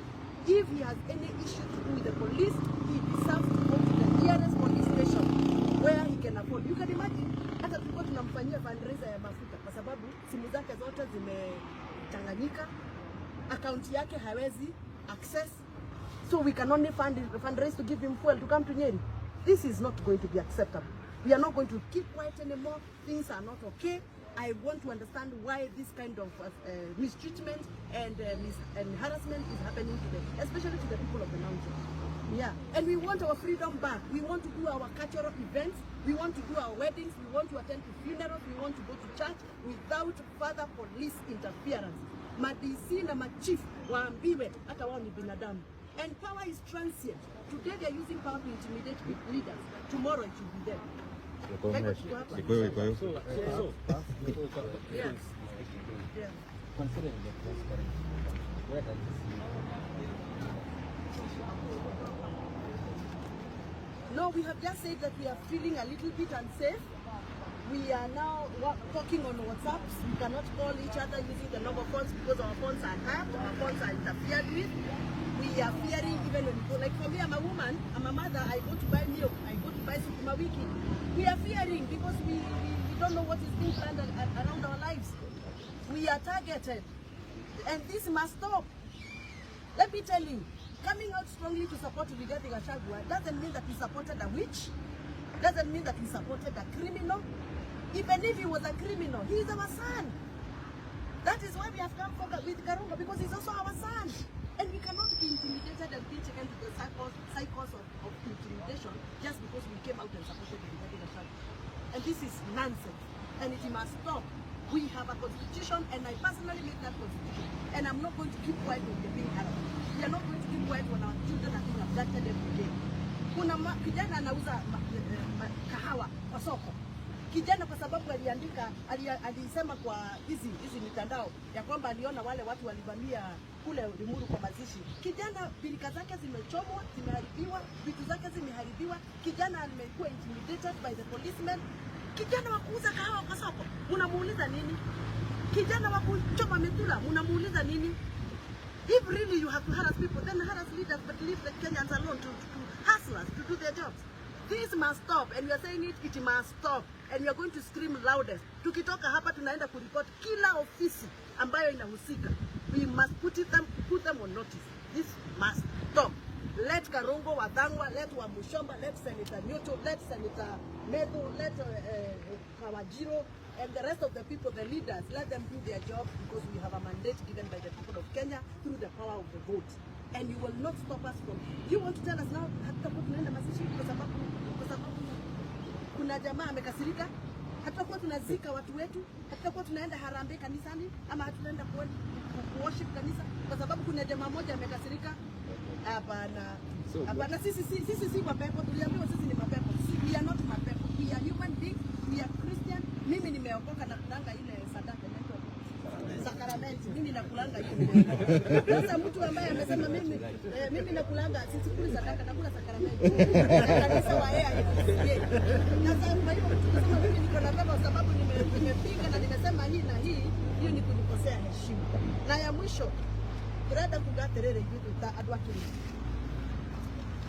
ni turamaka muno ni undu wa maundu maratwarithio na mbere tondu kuronekana ta tutari na kihoto gitu kiria githini wa katiba ya Kenya. Katiba ya Kenya yugite atiri ati mundu ena wiyathi wa kugwatanira na andu aria angi kana kunyitanira association. Mundu ena wiyathi wa kwiyaria kuhitukira mitandao, kuhitukira media, kana ona guthie handu mucemanio na kwiyaria. Katiba yugite atiriri twina wiyathi wa kuruta mawira maria tuhetwo ni andu a Kenya na hinya wa kura cia. Ni turamaka muno tondu riu turona riu thirikari irahuthira borithi na DCI kugiria andu mathie mathiko, kugiria andu mathie kanitha, kugiria andu mathie mohiki, kugiria andu mathie micemanio ya arimi, kugiria andu meke maundu maria twikaga maundu je mitu na maundu ma mihango itu ya biashara. Tukoiga atiriri twitatongoria Kenya ni tumakite muno ati Karungo Wathangwa athuritwo ni andu hakuhi milioni 1 a Kiambu senator na kaundu gagekika Limuru mathiko-ini kundu ona atoire microphone mena ndamari nao nowe tu wiritwo oke Nyeri aripoti Nyeri aria angi othe mari mathiko-ini macio ri maheirwo wiyathi mathie maripoti kuria mundu ekwenda. In fact ndio kwina murari kwa kadi ya karani statement arahurathio uciesi aragira statement yake no Karungo arerwo koime Kiambu okay niki tondu ti mwana muciari tatu ciana ingi wake kuma riria kwari haro mathiko-ini kuria Limuru no korie biari kuori tutire turaigua andu manyitire aria tuonire mavideo-ini na aria tuonire TV-ini gutire mundu turaigua nyitire ateti aria mari kuu tiga mwathi weke ndio ngari cia macubaru akiururio tuko mugimari MCA wetagwo mukuu nake akihurwo haro yari nene muno na aracokire kuonekana na gukuraria mute mugunda na arari thibitari araimire ira ri acia angi mari kuu tondu kwari atete ingi muno ri mararega kwirwo mandike statement uhoro uyu wa gucokia mihehu kirima tondu riu turacokerio mihehu kirima turiaragia na mihehu tutirahuranira thimu riu turaria na WhatsApp na maundu mangi tondu ni turathikiririo turarumirwo tugithi kugura nginya nyeni tugithi saruni tukarumirirwo arume aya matire nyua akanyamu karia manyua ka mihehu tondu mundu ari nyua na hahu tutigwitikira uhoro ucio nikio tukire guku kurega na ni tukurega tukwanira nginya America igwe nginya Britain igwe okorwo guo noguo tugwika angikorwo mundu mwe ni murakanu ni kirima ri ni atige kudirwo na andu akirima husanu ni adiro na mundu no murakarithie no itue turugamirire wana inchi tuhewe ya tukira tondu ni gwika na mohiki ni tuguthie pre-weddings ni tuguthie mathiko ni tuguthie na no tuguthie kanitha na turi agetha karamedi tondu turi Yeah. So we are here accompanying our colleague and friend, Honorable Karugo Adangwa, the Senator for Kiambu, who has been unfairly targeted by this government. And I say unfairly targeted because, of course, everybody knows that Senator Karugo was a victim of the circumstances in Limuru. So we are confused that the victim now has been turned into the villain because nobody has been arrested. I mean, those young men that perpetrated that act, their images, their faces are everywhere on social media. The police have not bothered to arrest even a single one of them. So for them to tell Senator Karugo to come to Nyeri, the victim, we find it very interesting. And we are saying, if we allow our country to slide to where it is going, then we may have as well in the future have somebody knocked down by a motor vehicle and asked to compensate the motor vehicle, because that is exactly what is happening. Senator Karugo was a victim, but he's now being turned into a villain to come and explain why he was attacked, while the attackers are well known. And we want to tell the government that we have been very observant. We have seen somebody in Lamu talking about how the Kikuyu should be isolated. We can see now how, Senator Karugo has been called here. Again, further isolation. We know that these things that have happened like in Limuru were organized and had the support of the government. And I say so. Because if it did not have the support of the government, there would have been police in that particular venue. And as if that was not, people should have been arrested by now. The guy in Lamu who said some very ethnic, based comments, very bitter ones against, actually it was insightful, has not been arrested. And so we say this government has really lost direction. That is why now they are fighting everybody, including the churches. And they had isolated the Catholic Church. Now NCCK gave their own report yesterday, their own yesterday. And this is a government that has simply lost it. We have not demons operating in Kenya. What we are telling the government to do, go back to the crossroads, see where the rain started beating you. Otherwise, you refuse to be intimidated by government, and that is why we are here with Karugo Adangwa, who is being intimidated to say, we say no to intimidation. I think I want to stop. Tuoka guku kurehe Senator Karugo Adangwa, uria wititwo guku thutha wa kuhurwo, agetwo Nyeri thutha wa kuhurirwo Limuru, andu ahuri akemetwo na manyitwo, uria wahurirwo niwe uretwo guku. Na riu twathi uguo na niguo kugeragia kuga ni kurithi andu gakinya waringwo ni nduthi kana waringwo ni ngari ugathi ukariha ukerwo we waringwo ni ukuhititie muno ni gukorwo wi bara koguo thi ukarihe nduthi tondu tiga uma bara ndungiguthirwo ni nduthi iyo na hau no turorete na tutigitikira bururi witu ucoke hau na ni tukwira kwira thirikari mamenye ni ha mauru mahingicanire ndungikorwo makanitha mothe ni magukiriire ndungikorwo andu othe marauga uria maundu mathukire nawe uratwira ati kwina masaitani mego kubururi-ini coka haria magomano ma njira umenye ni kumathina maku mambiririe wendwo hihi ukiherere mwathani ri ugithio here no korwo rahera ihera genuine confession and repentance. Otherwise, things don't look good. The economy is not faring well. The church is not happy. Nobody is happy. I don't know kwa mara kwa ni kwa gapi cia thibitari githomo gitirathomeka ni model cio iretwo ni funding model itaramenyekana riu masaitani mokira giriti muthie mwiciria maundu mathukire ha nikio twi guku Karungo wa Thang'wa tukurugama nake kinya hare hakabatarania na twithikira kihoto giake kiagararu. Asante. Niĩ ndĩ gũkũ ngĩnyitanĩra na andũ acio mũno a kuma Kĩambu na kaunti ingĩ nĩgetha tuonanie kũnyita mbaru mũndũ ũgwĩtwo Senator Karungo wa Thang'wa ũrĩa arĩ senator wa Kĩambu kaunti ĩrĩa nyumĩte na gwakwa Limuru niĩ Peter Mwathi kũrĩa nyumĩte Limuru nĩkuo kwarĩ na ngũĩ na nĩngwenda kuga nĩ njũĩ Karungo ndariri ona hanini niĩ nĩ ndaragia hĩndĩ ĩrĩa ingĩ ciaikirio na ndinamenya gĩtũmi kĩmwe ingĩheo gĩgũtũma Karungo wa Thang'wa akorwo arerwo kenyiri na warĩa angĩ othe kinya MP waku ũrĩa watindire thimũ-inĩ aikarĩte handũ keheri-inĩ arerirwo athiĩ Nairobi. Ũguo nĩ kuonania Karungo arenda tarĩ kũherithio araherithio atwarwo kũraihu na nĩgetha ahane tegwĩtigĩra no gũtirĩ mũndũ ũretigĩra na nĩguo ngwenda kuga haha hatirĩ mũndũ ũgwĩtigĩra akorwo mandwarire raundi ũguo magĩcoka makĩndetha iria mandeire nĩgetha ndĩtigĩre ĩni ũyũ ndĩ haha na ti rĩu ona rũciũ noke mpaka ndagĩka ya mũico gũtirĩ mũndũ wĩ haha ũgwĩtigĩra na tũroigire tũkũnyitana ithuothe kaigua na gĩcukũrũ nĩgetha tũrũire kĩhoto. So I want to say this, that I'm here in solidarity with Karungo wa Thang'wa, and I can say I was among the abductees who were taken hostage by unmarked cars.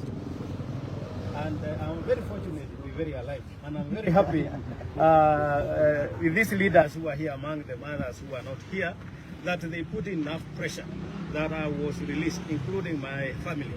I want to thank you very much. But what is important is to know that we are not going to stop fighting for the cause that we are fighting. All we did is to go for a funeral. And that funeral belongs to a hustler. And I thought the narrative, though I wasn't on that side, the narrative of the current president regime was that they are going to hold hustlers' hands and lift them. Now they are lifting them into the grave. So what I want to say, and you hear me clear, it doesn't matter how many people you are going to harass, but we shall stand strong. Hapa hakuna mapepo. Nilisikia jana mtu aliita watu mapepo.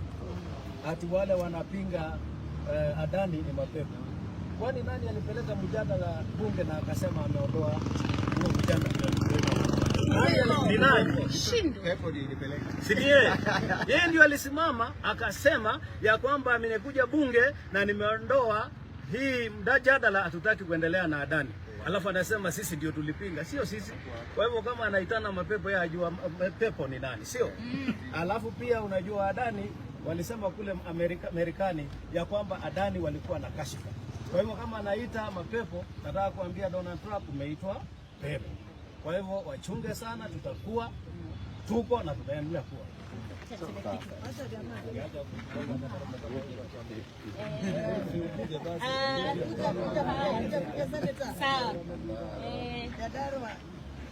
Kwanza niseme mimi kama dama wa kule Kiambaa nimekuja hapa nisimame na seneta wangu. Huyu seneta sisi ni age mates. We are all below 40 years.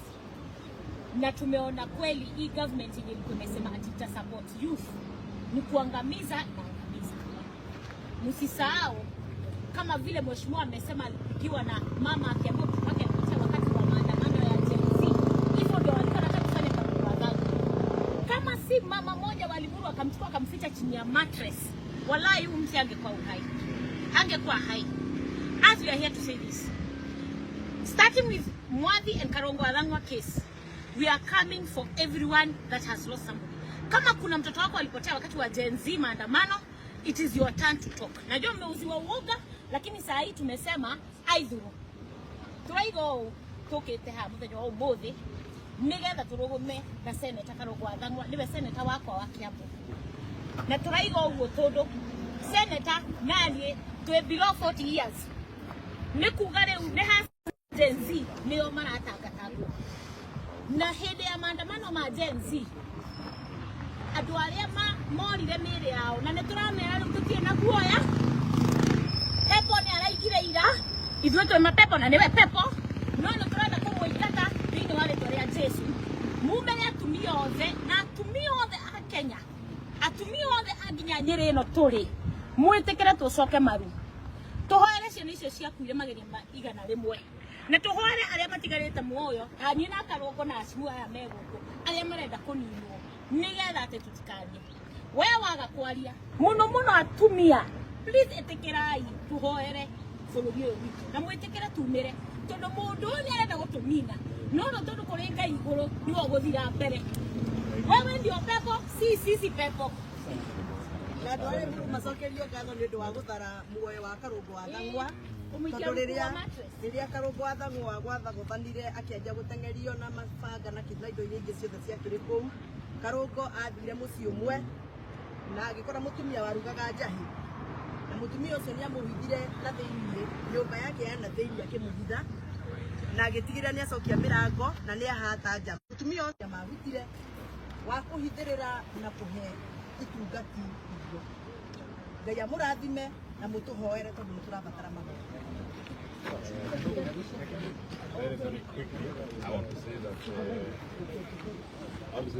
the people of Nyandarua stand strongly with the people of Kiambu. We are here because the approach that the state has taken us by surprise. Because the victim has been brought here all the way to Nyeri. A center was been erected to Kiambu to come with a gift